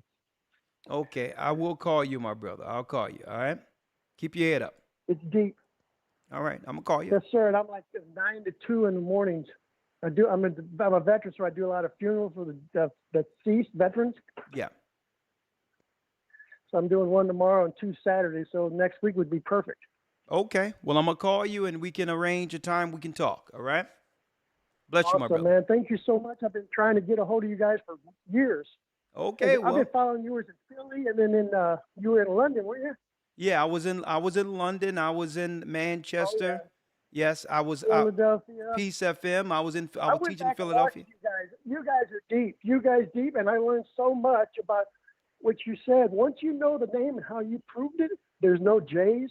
Ahaya. Once you know that name, Ahaya, that spirit is just it's the spirit's all over me right now. Hey, it resonates. It's from here. It resonates to the throne of the Almighty. That's the name. That's the communicator. That's the name we use to resonate directly into the heavens. And the Most High listens. Believe me, He hears it. And the Shia through Christ, right? Yep. Ahaya. It's Ahaya. It's Ahaya Bahashim Yeshaya wa Rawak. All right. Yes, sir. Well, God bless you, and Ahaya through the Most High God of Shia. Call me. I'm going to call you. Look at that. Bless you. Okay. Thank you so much. Nice to see you, Elder. Thank you. And you notice the Most High said, this gospel shall be taught throughout the whole earth. His name will be heard throughout the whole earth. Then the end shall come. Brothers and sisters, the Most High revealed the truth. With that, join the Hebrew Bible Academy. We're ending it off for the next 2 weeks and starting a brand new one in about 3 weeks, and you don't want to miss this. So get in while there's still opportunity. The theme will be linking the precepts, and we're going to link this throughout all of the other records, even the extra biblical text. Come learn your book. With that, thank you, Elder Lawyer. Thank you, brothers and sisters. If I didn't answer the call, don't worry about it. I have a Patreon open line this coming Friday. Please be a part of that. With that, I'm going to say, may the Most High be with you. Stay prayed up, sin not. And keep in mind, the Most High is calling back the lost tribes Thank of you Israel. for using Blog Talk Radio. Goodbye. Good night. Sir, shalom. Shalom.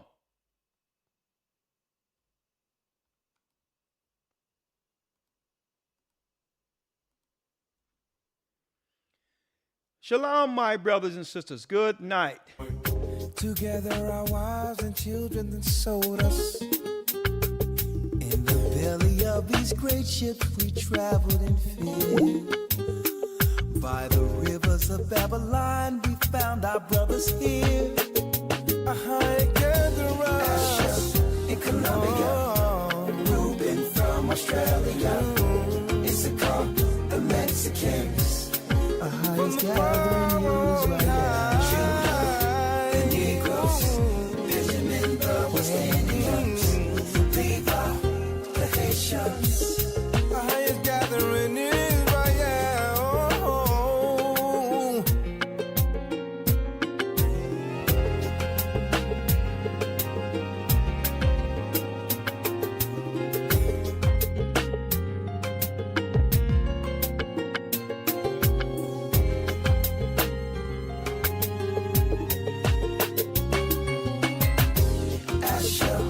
Colombia, Reuben from Australia, Issachar, the Mexicans. That's who we be, Judah, the Negroes, Benjamin, the West Indians, Levi, the Haitians, Manasseh, the Cubans, Ephraim from Puerto Rico, Naphtali from the Isles of Hawaii. The Lord is calling back Israel. Zebulon from Panama, Gad, the North American Indians, Simeon, the Dominicans. Our highest gathering Israel.